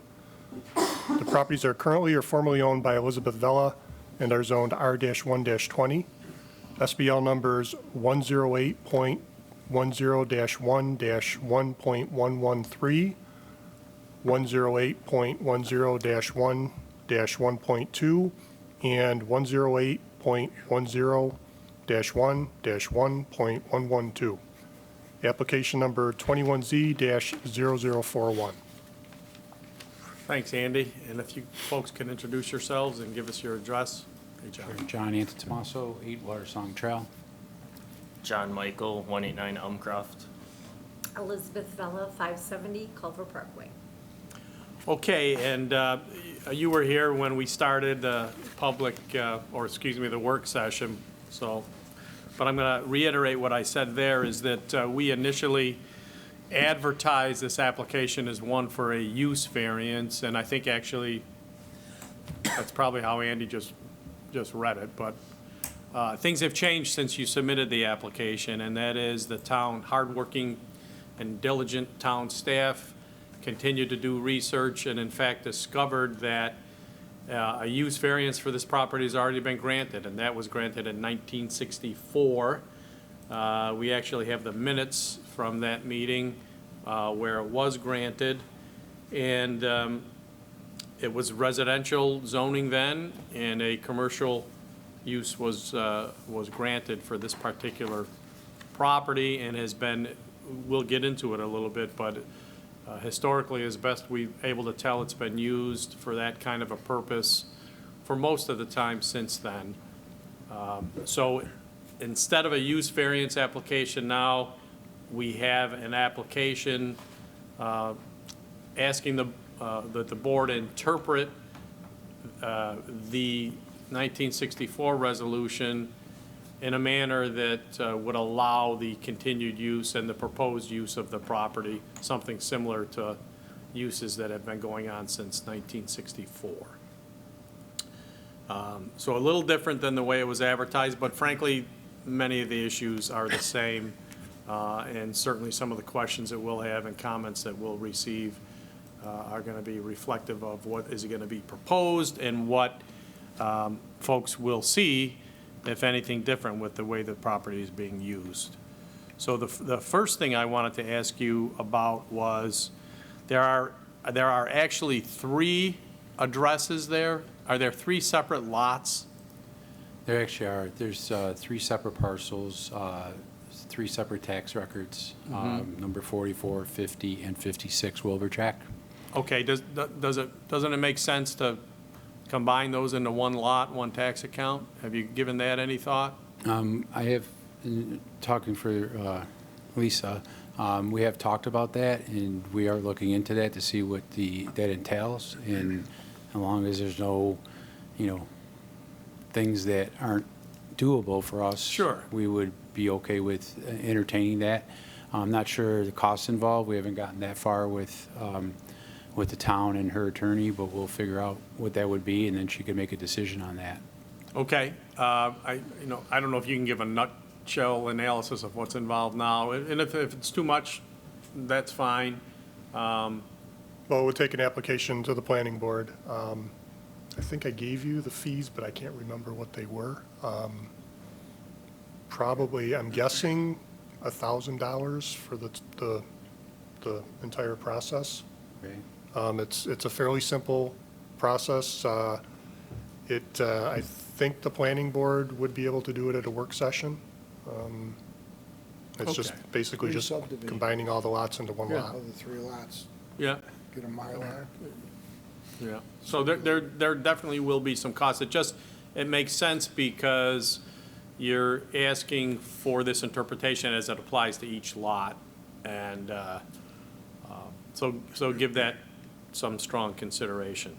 Okay. Okay. No problem. So, as best you can, if you can give us a history of the use of the property since 1964, and then also describe what it's being used for now and the recent history, and then also what, if anything, is being proposed to change. And then I'd really like you to comment on, if this were to be granted, the interpretation that you're seeking, if we were to agree with that, what, if anything, is going to be different in the way that the operation goes and the way that people will see the property? Because we have neighbors there, and they're entitled to enjoy their property in a manner that's not going to be obtrusive.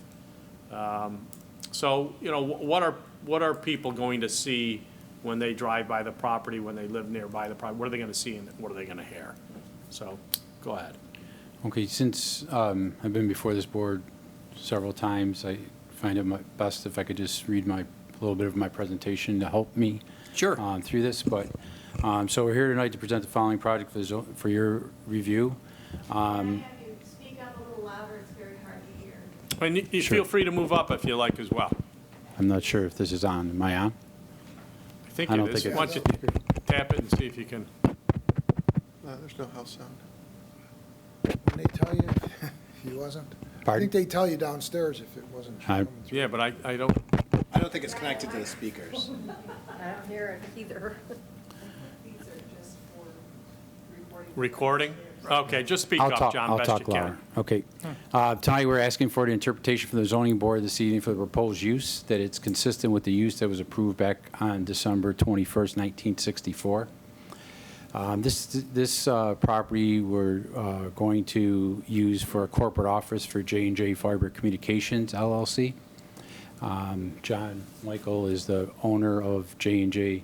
John, hold it. I don't want to violate any. Feel free to move your chairs up as you feel comfortable. It's really hard to hear. No, I understand. Plus, he's facing us. He's yeah, exactly right. So. The agenda has changed since what we received information Yeah. about. Yeah. So I'm interested in hearing details. And so are we. So just feel free to keep reminding him to speak up or whomever talks. Go ahead. I'm sorry, John. It's okay, no problem. So we have completed all necessary required forms for our presentation this evening and also distribute copies of photos in regard to the subject site, its existing building, along with aerial photo of the 3 separate tax parcels. To answer your question, the history of what has occupied the property in the past, for those of you who know the history of these parcels and buildings have always been used for commercial purposes dating back to 1964 when the 5,440 square foot building was built, along with the surrounding parking area that presently surrounds the building. Over the years, it has been used for storage, general commercial type uses, including trucking businesses, storage businesses, transportation type businesses, tile contractor storage, office space, as well as the last tenant of the building who was a woodworker, cabinet worker, maker, and he distributed his products to the general public from that site. So the history of the uses for this property as outlined are very similar to the use that we are proposing tonight for the property, which is similar in nature and is as equal or actually less intense than the use approved back in 1964, which was for housing and storing of contractors' equipment. So year after year, it has been a continuous commercial use in place. And it's been used on a rental basis by Lisa's father, who in turn has unfortunately passed around 16 years ago and willed the property to Lisa, so she's been paying the taxes for the last 16 years on this property. As far as the description of the proposed use that we're proposing, when we first walked through the building and around the site with John, we realized that if John wanted to move forward, this indeed would be the best fit for this property, the best fit for Lisa, the owner, John, the tenant, and last but not least, the town of Penfield would also find this to be the best fit for the site. John's intention will be with this building to be, oh, here we go. Yeah. Okay. John's intention will be for this building to be a corporate office for his company, J&J Fiber Communications, LLC. They are familiar with the town of Penfield and have completed many jobs within the town of Penfield for Greenlight, Spectrum, Frontier, to name a few of the companies that they do work for. So they do fiber line installation, not only in Penfield, but along all of Monroe County, and I think cover a lot more counties. He intends to use the building for material storage for his company. The office space within the building will be used for communications for job requirements, but will not create customer traffic to the building, as he works for large companies versus individual customers. The parking areas around the existing building will be for his employee parking, as they will drop their vehicles off to start work and take a company truck to the designated site for the day. Trucks will be returned after their day is completed, and the truck will be parked on the site for the evening.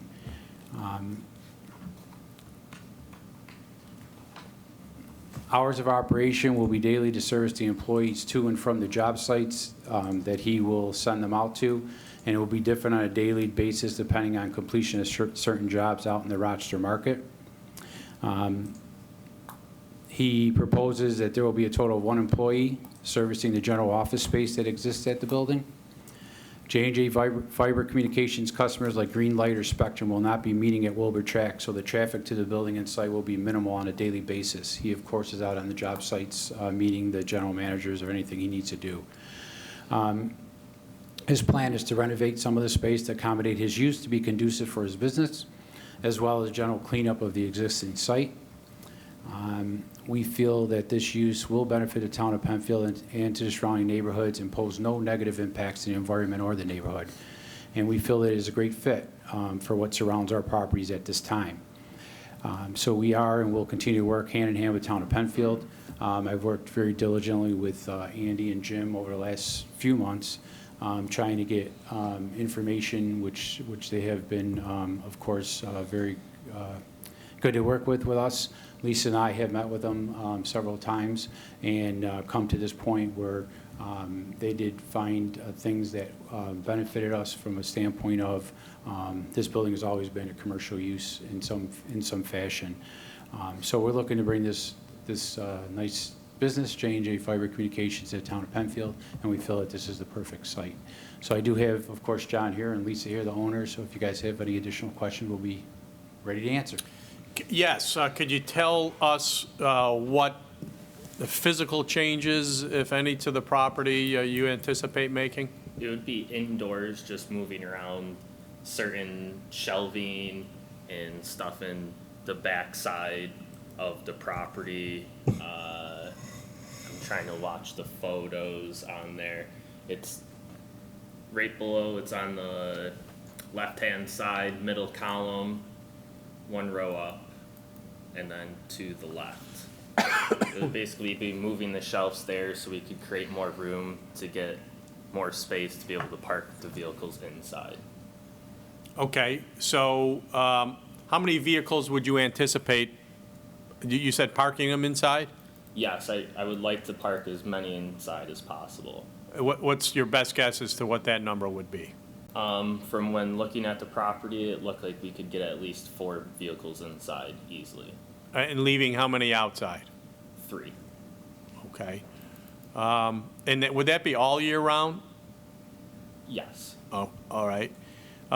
So you just talked about a lot of internal renovations. How about anything to the yard or the buildings on the outside? Any Just plans lawn there? maintenance, but no changes construction-wise to anything outside. Okay. How if you had to describe how the property looks now on the outside, how would you describe it?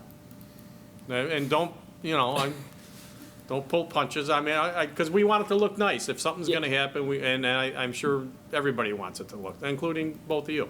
Yeah, it does show some age to it. Okay. So do I. But other than that, I feel like it kind of blends in with having some of the trees in front of the property.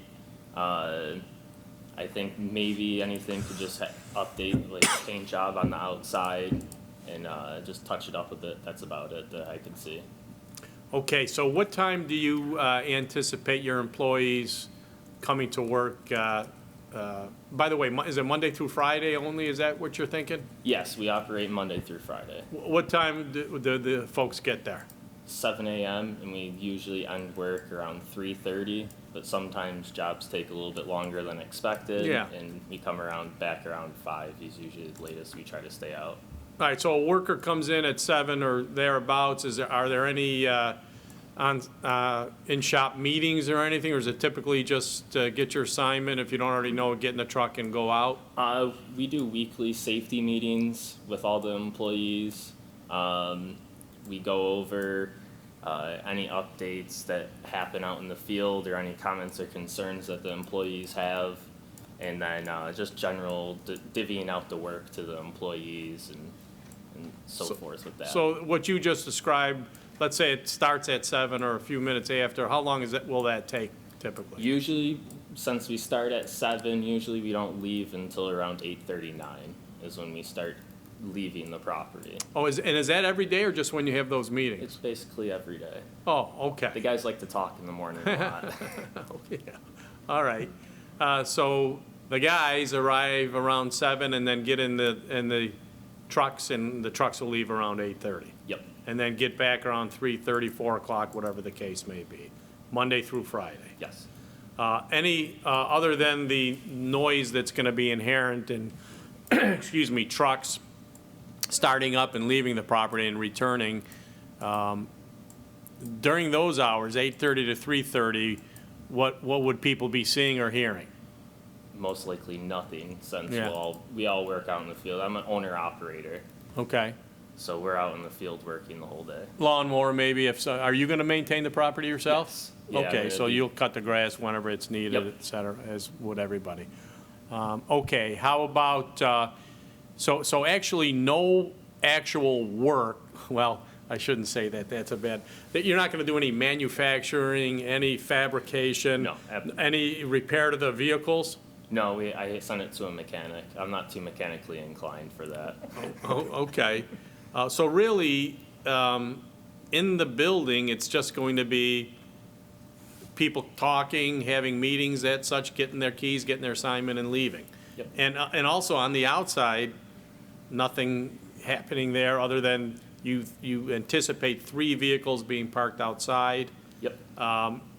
And can you, Andy, can you pull the map up? I just kind of want to know where you expect those to be parked. So right on the north side of the property, kind of butting back up to lot 44, there's a fence that comes out the front of the building. I think it's set back around like 20 feet from the front of the building from Wilbur Track. Those vehicles will be parked on that. I would like to park them on that back side. So I'm pretty sure it would be the side going in or looking towards Agways. Okay. Right there, yep. All right, good.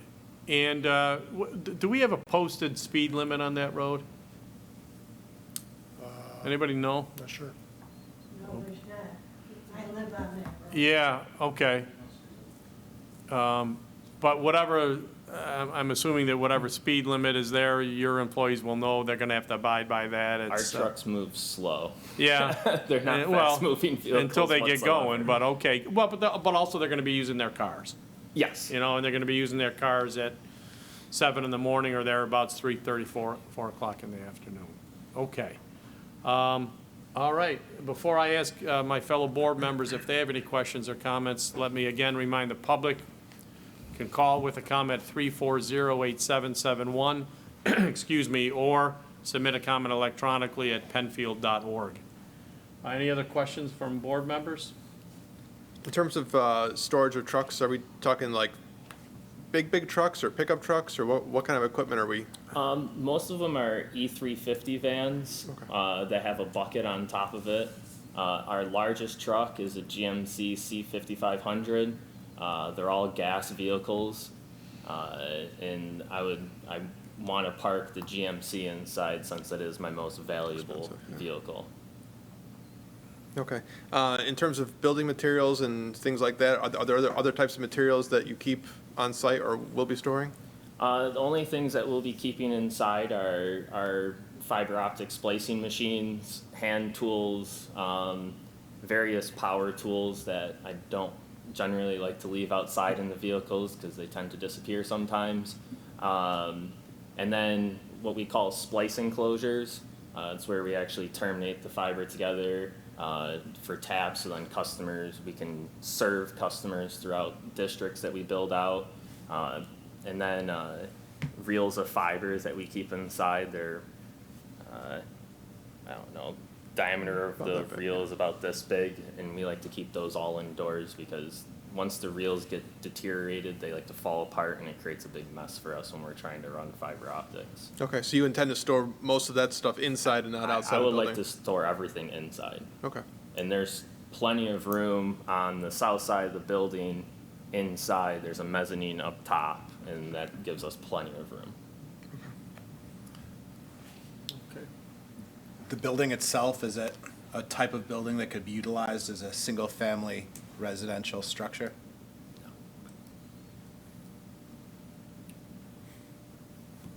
All the tools that you were describing before about, just to reiterate, you're not going to use those tools. You're just storing them inside and then putting them on the truck to Yeah, take they're them to the normal work site. 18-volt Milwaukee Yeah.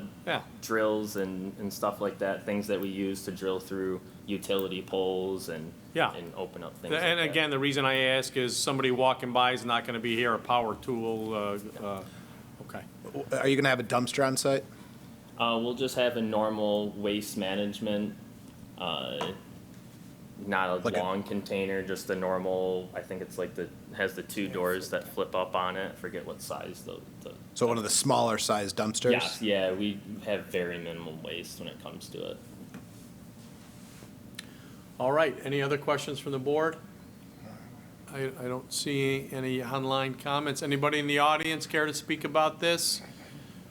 Feel free to come up to the middle table and identify yourself if you would, name and address, and go ahead with your comments. My name is Alice Pentland. Is the speaker working? I can hear you. All right. I live at 24 Old Westfall Drive along with my husband. I have another neighbor here from Old Westfall. We live on the hill directly above this location. Yes, that big property. And so we already know what happens when businesses move in because there's a brewery down there, and now they have decided they're going to put in some apartment complex or condo complex. And the issues that I'm concerned with are noise and lighting. I will say this, that the notion that you're going to do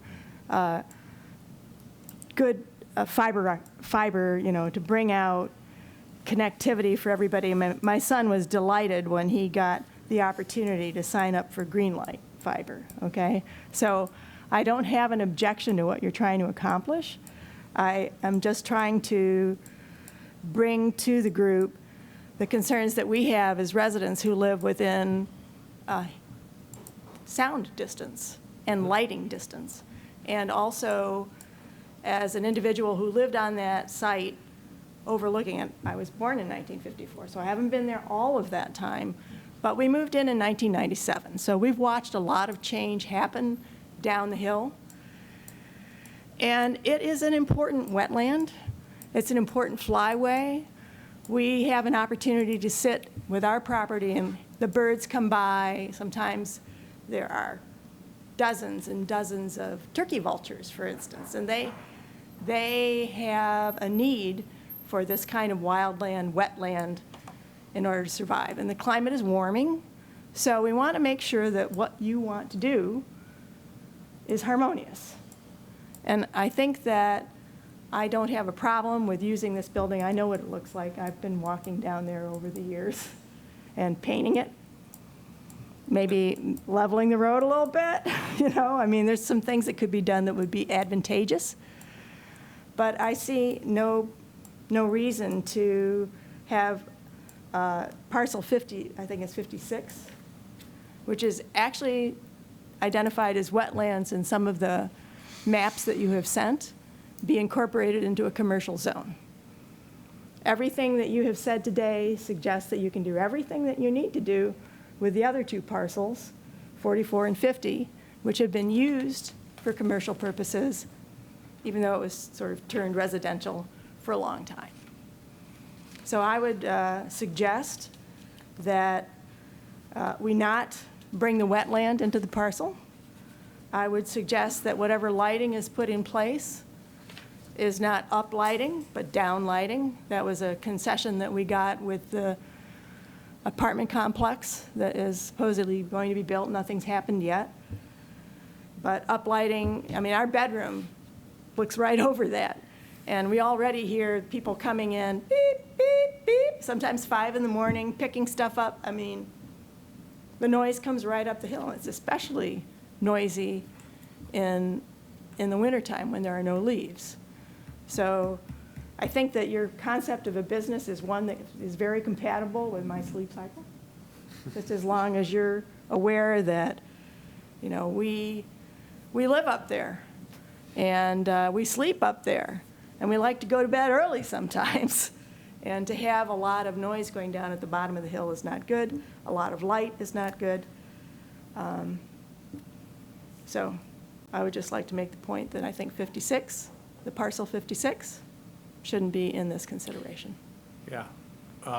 Okay, so let's first ask, if you don't mind staying up there for a minute. I will. Let's first ask about the lighting.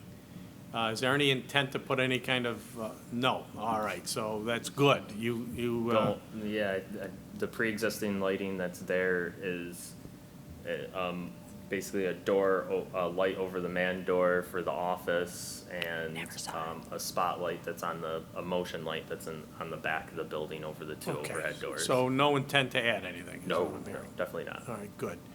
And then either Pete or Andy, the concern about 56 not being, I don't, you know, I'm looking at the 1964 resolution, and, you know, it's not crystal clear whether all three were granted and if they were in 1964, they were. But it's a good question, and I guess the best we can to answer that. If the 64 resolution covered what we know now or call now is 44, 50, and 56, that's what happened in 64. We're not being asked to grant a use variance for 56 tonight anymore. What we're being asked is that the use variance that was granted in 64, that the proposed use is consistent with that. So those are, you raise a good point, but I think it may have already been addressed in 64, but It's not clear because of the way, it just refers to the property located on the east side of Wilbur Tract. And so clearly, the property that has the building was approved because that's part of it. 44 may have, I don't know if that's already used in part for commercial. I don't know that that's even developable, if that's possible. It's not. Yeah. I mean, we came before the board earlier when there was a proposal to put residences all the way up that valley. And many people came and said that this was not a good use. They thought it was bad. And we hired a lawyer at that time who did an environmental survey to tell us, you know, what is it? Are there rare species in here? Are there wetlands? And so we have that data. And yeah. these are wetlands on 56, so. I had always heard that takes issue with 56, that at all. yeah, I always heard that 56, I don't know that that's a property that could be developed. That's a question for Andy, because because I think you're right. I mean, the creek looks like there's a Yeah, creek. and there's there. this rare species piece. Now, that's not in any of the, on 44 or 50, but I think that, you know, having land that can take excess water and let it rise, I mean, the way that the climate is changing, you need to have a little buffer zone. Sure. And so that's my main point here, is that we need to consider the bigger purpose of living on our planet, along with taking care of getting out some good fiber and, you know, using a space that already is there in a way that is much more effective. I support that, but I want to limit it in a way that I think is good for the future of Penfield. Sure. Go ahead, Mike. No, I think since we're doing a comparison of this use as opposed to 64, it's not, I don't think it's relevant, because it's a vacant parcel. Obviously, even if it wasn't included, it's still being used in the same way, there's no development on it. So Right. I don't know if, we're That not might, asking to change. that might be more of an issue for planning board when they're Yeah. talking about combining them into one parcel. Yeah, when that happens. Is it Right. possible to say that we would like to petition the planning board to, If and when they come in and they ask for tell you. something to be done on 56, then yes, for sure. it's currently zoned residential, though, and what you're saying here is that in 1964, it was not. It was commercial, and so you're saying, well, let's just bundle it all together, and I'm saying, hey, time has passed, you know? Let's talk about how it is. Sure, and the question about whether 56 is currently subject to the use variance from 1964, I think council has already noted that it's not quite clear, but your proposed use does not involve 56? Correct. Not what I The heard tonight. proposed use does not, but, I mean, Lisa's has been paying taxes on all three of these parcels. No, understood. It's all 4.1 acres of her ownership, Yep. and we like them all to be the same. I mean, you're not gonna Yeah. go put a structure out When you on pay the tax- edge. Well, let's have one person speak at a time, and John was talking, so go ahead and finish your thought. if I it's said, not done. right now, the way it exists, it's a lot of that is wetland area, so she couldn't build anything on it if she wanted to through DEC, so, but we feel that it's important that she has a 4.1 acre parcel, that's what she owns. Sure, I get that. Go ahead. So is the tax rate the same for commercial as it is for residential? I don't know that. I think, I don't know if we have two tax rates for I commercial and believe it's the residential. same, but I don't know. Same.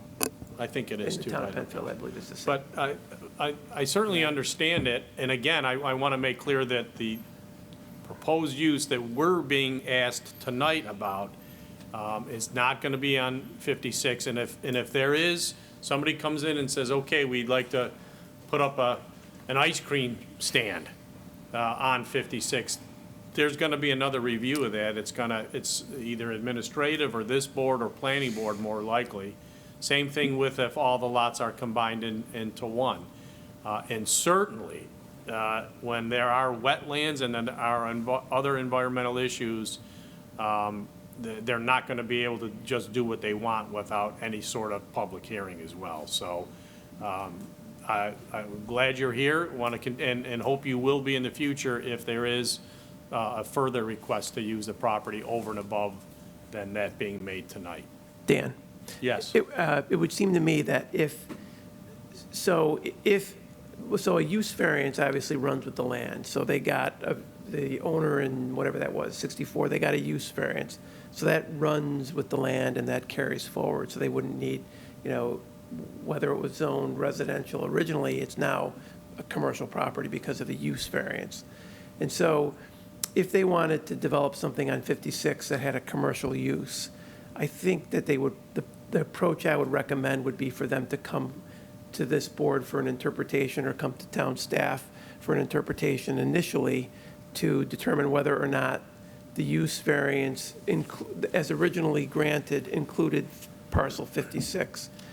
I don't have enough information. The minutes only refer to the land to the, east of Wilbur Track Road, and we know they built the house on one of the lots. Now, the question would be whether or not at the time that it was granted, were there all lots combined or not? I don't know the answer to that, but at least for 50, lot 50, there was a use variance for that parcel.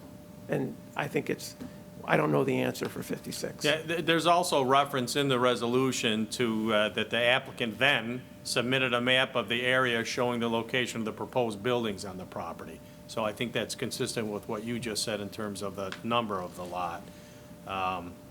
But it's again, before anything is done in what we're calling 56, there's going to have to be further requests being made, further review of all the issues that you've raised and more. It's not as if they can just walk and start doing what they want on 56. That's not the case. Dan, we don't even know if they were purchased, those three lots all at the same time. That's true. That's true. One or more of them could have been added to 50 Yeah. after the fact, after the resolution. And honestly, to the extent that you in the future would take the position that it was all included and the burden's going to be on you, the applicant, to come up to be able to demonstrate that, so. Okay, I don't want to cut you off. If you have anything further to add, feel free, but I know somebody else wanted to speak as well, so. I will give them their chance. Thank you very much for your Well, attention. thank you for your patience in coming in tonight. So do we have somebody else, ma'am? Did you want to come up and? Thank you, she made the points that I was going to. Wow, thank okay. you. Anybody else in the audience want to speak? Come on up. And just give us your name and address and go ahead with your comments. Okay, my name is Carol Sy. You spell that S-A-J. My address is 485 Wilbur Tract Road.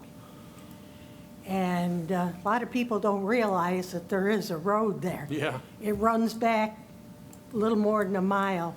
There's 4 houses when you get back 3/4 of a mile. I've lived there since 1966. When I married my husband, his family had lived there long before that.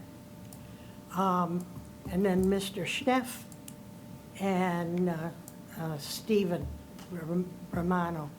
So there's 4 houses back there. The one and only way in and out is to Empire Boulevard. The little track road that runs up the hill is actually, that was built just around the time the building that's there now came in. They came in right ahead of me. And the problem being the hill going up has never been able to be really used as a road, a secondary road. Underneath that is most of Midtown. It took a long time to drag in an awful lot of stuff. I saw it all. And the land directly to the south and southeast of where they were talking about the fence, that's owned by my son, Larry. He also lives down where we live. And so a lot of people get very confused on that as to where the lines are. And it was so confusing that after Mr. Pecora, who did most of the work down there, passed away, we found out that his house at the top of the one hill, he built his bedroom on my son's land. And suddenly, we had the problem of a bedroom in a house that we had nothing to do with. Wow. The pitch of that road coming down is very, very steep. In good weather, you can barely get down, and in bad weather, you can't. It's not used. It's usually gated off and closed off from the top. Once in a while, you get somebody who wanders up. There's also a little stream and water on the side of that road coming down, so it's not stable. They wanted to build apartment buildings there. That fell through a few years ago, and we once in a while hear that they're coming back in to build another apartment building, but it never happens, thank goodness. But my main problem is the road at the beginning where the brewery is now. They park their cars along our road. Now, our road is as wide as about 2 of these tables together. So they pull the cars in this way. The other night I had one back out and almost get me. But they're lined up there. I don't know if you could bring a truck in. There might be a problem there, trying to bring fairly large trucks in to get into that building. Yeah. Parking down there, as long as it stays near the building, fine, but otherwise, you can't block the road in any way because of the people that live on it, because of needing fire trucks or ambulances. Most of us that live on the road are old, and that's why they've been there for, I'm a newcomer, and as I told you, I moved there in 1966. So there might be a problem with traffic there. There is a lot. They were going to build another apartment building there, further up, right behind the brewery. I don't know for sure who owns that part of it, but they'd have to move the parking lot back away from the road, because again, you can't get the trucks up through there. And when they pull in this way, pointed basically at the buildings or at the trees. They can only go that far. And the back ends of the cars stick out, so you can't get a good-sized truck through there at all. That's a problem. Now, we do have trucks come in. My neighbor drives a truck, so they come in. But the biggest thing I've seen is a dump truck. And they're not around all the time. They're just around. He's been doing some work on his property, so they were just fixing that up. But again, you have a problem because there's no other way out, there's no other way in, and you can't run a large truck down that road, and you can't block it in any way. Yeah, that's a very good point, and because I know the brewery is a popular spot, especially on weekends and just nice nights Anything in from the summer. Tuesday, Wednesday night on. Yeah. And it's not their fault. I don't yell at them. I did in the beginning, but it's not their fault. I mean, they've got just so much property there, and they line those cars up, and the people, they forget they're this way, and I'm coming this way, and they'll get back in their car. You can't see them in the car because it's dark. There's no lights there. And all of a sudden, they'll gun the car back. Well, if you're coming up or down the road, there it is, right in front of you. Yeah, well, I'm sure the last thing that you want is your workers to be coming back on a Friday at, working a little late, 3:30, 4 o'clock, 4:30, and they can't get through the road to get to their car. So, it might behoove you to have some communication with the owners there, and, we have to enforce that. That's part of our role too, to enforce the no parking in that area, so that emergency vehicles can get through if necessary. Emergency vehicles have to get through, anytime they need to. We've had fires down there. Yeah, absolutely. And there's just no other way to go. So it's always been a problem. The property near that building that they're talking about, that's right where there's a creek that comes in and feeds the swamp, because all that land back there is swamp. Yeah. Where that fence is, there's swamp. And there was a bridge across that. Now, I thought I heard it fell in. I know Pino used to get to the other side, but, and then that, as you come back, that widens out. And as I said, my son owns the land right after this building, and then it comes back. He owns 20, 30 acres in there. Goes back as far as his house. So there are problems with this. Mm-hmm. And as far as, I was talking to my son today, and I said, I don't care if they build something up there, as long as they keep it up there, and it doesn't come down my road or block my road. But otherwise, I have to stay concerned, and I've been concerned with this all these years, 55 years, because you can't block it off in any way. Right. And it's a lot of it's filled land, so you've got to be very sure of what you're on. Otherwise, if you don't block me in or out, I'm happy. Okay, well, thank you very much for your comments. We appreciate the time that everybody's put in on this. I think what we have is proposed use that's consistent with being a good neighbor and being safe at this point. So we'll move forward with that, with the vote, of course, and the understanding. But just to be clear, anything else in the future, obviously you're going to follow the process that you're required to follow. So thank you. Thank you. Okay, anybody else in the audience? And I don't see anything online or on the phone, so we can proceed with the environmental review on this. And let's see, it's unlisted action because it's an interpretation, so I'll make a motion that pursuant to secrets on unlisted action and issue a negative declaration. I'll second. All right, all those in favor? Aye. Okay, and I am also going to make a motion to approve the request for an interpretation that the 1964 resolution, excuse me, let me rephrase that the proposed use is consistent with the permission that was granted in 1964 for this property, but that interpretation is limited to the use described tonight in the manner described tonight, and any other proposed use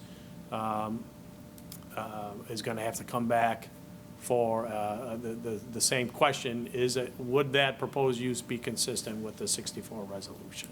Second. Good enough for now? Property just limited to lot 50, or? We don't know. Do you want to specify that or not? Well, yeah, the other larger property that's not being used now, I think if there's any use contemplated on that, or frankly, even the 44 and 50, 44 doesn't appear to be developable, but if there was another use to come in on 50, I think, you know, we have to be, they have to be heard on that one as well. But yes, so to answer your question, yes. Any other comments? So it's all any other use other than this use? Yeah. I'm sorry, but I think you have to incorporate all three parcels with this resolution. I don't know that you've met your burden to establish that 56, for example, is one of the parcels where it was included in the original variance. But you had said yourself that you weren't sure of that. Well, it's not my burden. That's the issue, John, and we talked about that before. For instance, just suppose that somebody came in with a proposed use for 56. Property owner has the burden to demonstrate that a prior permission given in 1964 did encompass 56. I know that's what you want. Well, but you look at this resolution, it doesn't say 44, 50, and 56. It says...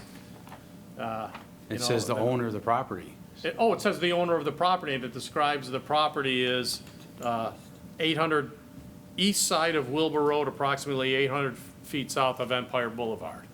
So what is that?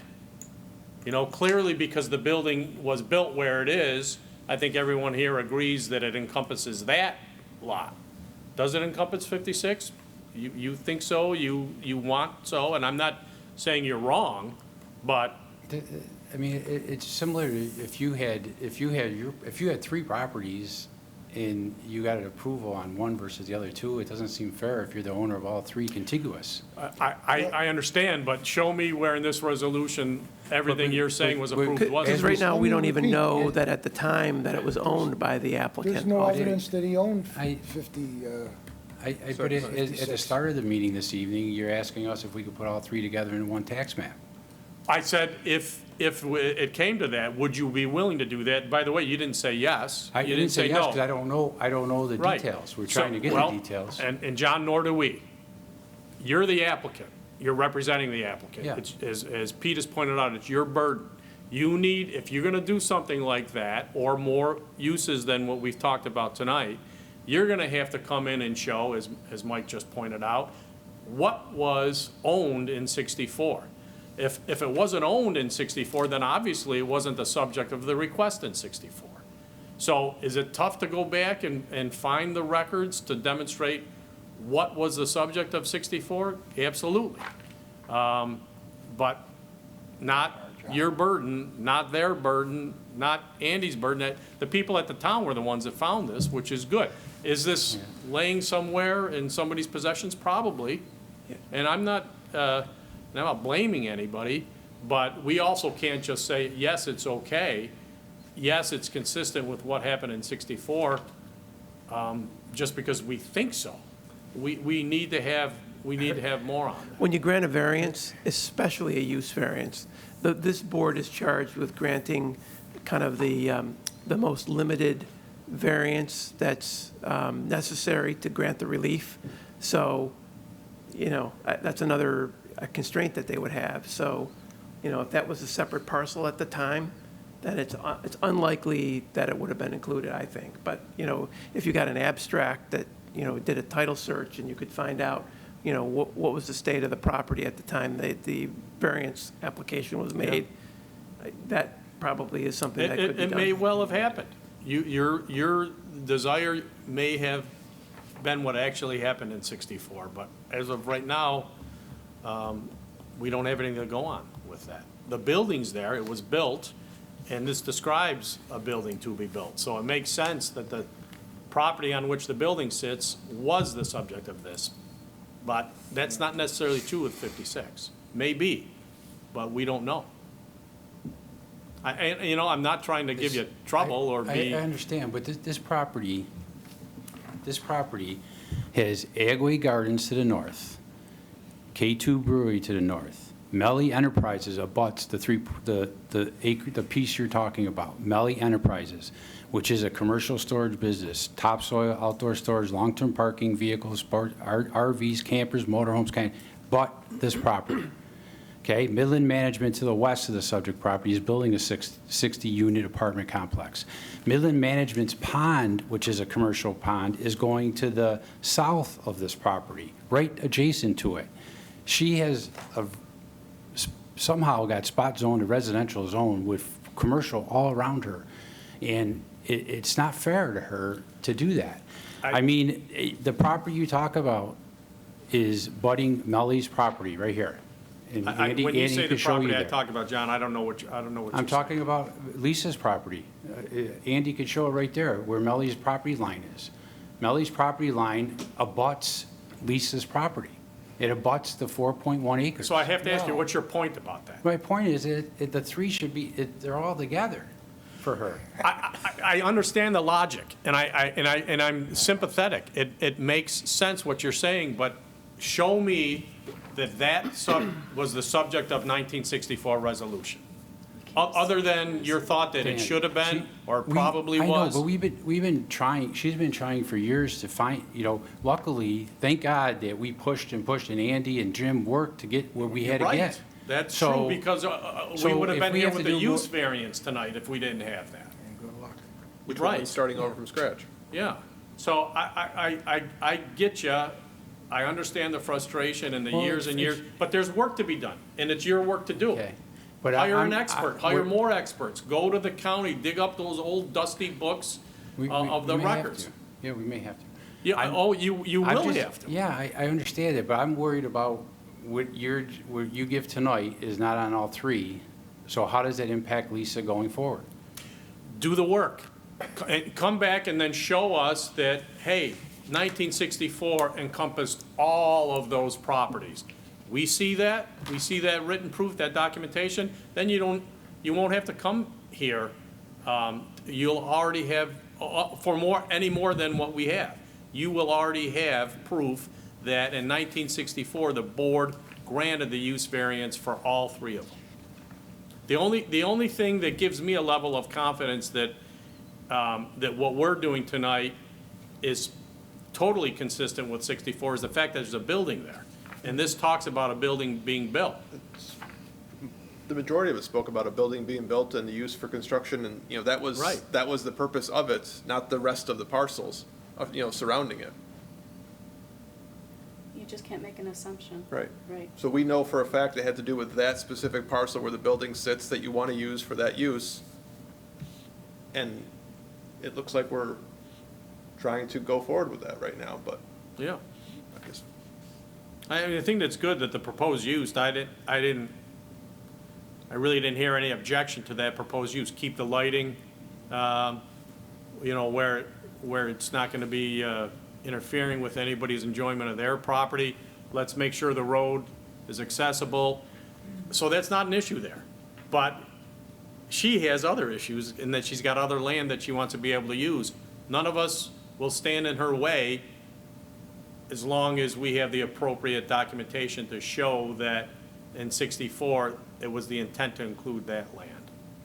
It's not satisfying you, I understand that. There's an argument to be made, you couldn't say that it was commercial use. How could you grant commercial use to swampland that's vacant? Right. I mean, Right. that doesn't make any sense. But honestly, who knows what the physical condition of the land was in 1964, too? I You think know, it is- spoke, I think the old 1964 actually spoke of swamp surrounding it. Yeah. And another, Oh, surrounding that parcel. there was some Yeah. swamp there because Yeah. the bay was there. We Yeah. all know that, but the extent of it, who knows? It's, you can't go back and always easily reinvent history. Hopefully, there's some record somewhere that will help you in the endeavor. In any event, so, my motion is to interpret that the proposed use on that lot is consistent with the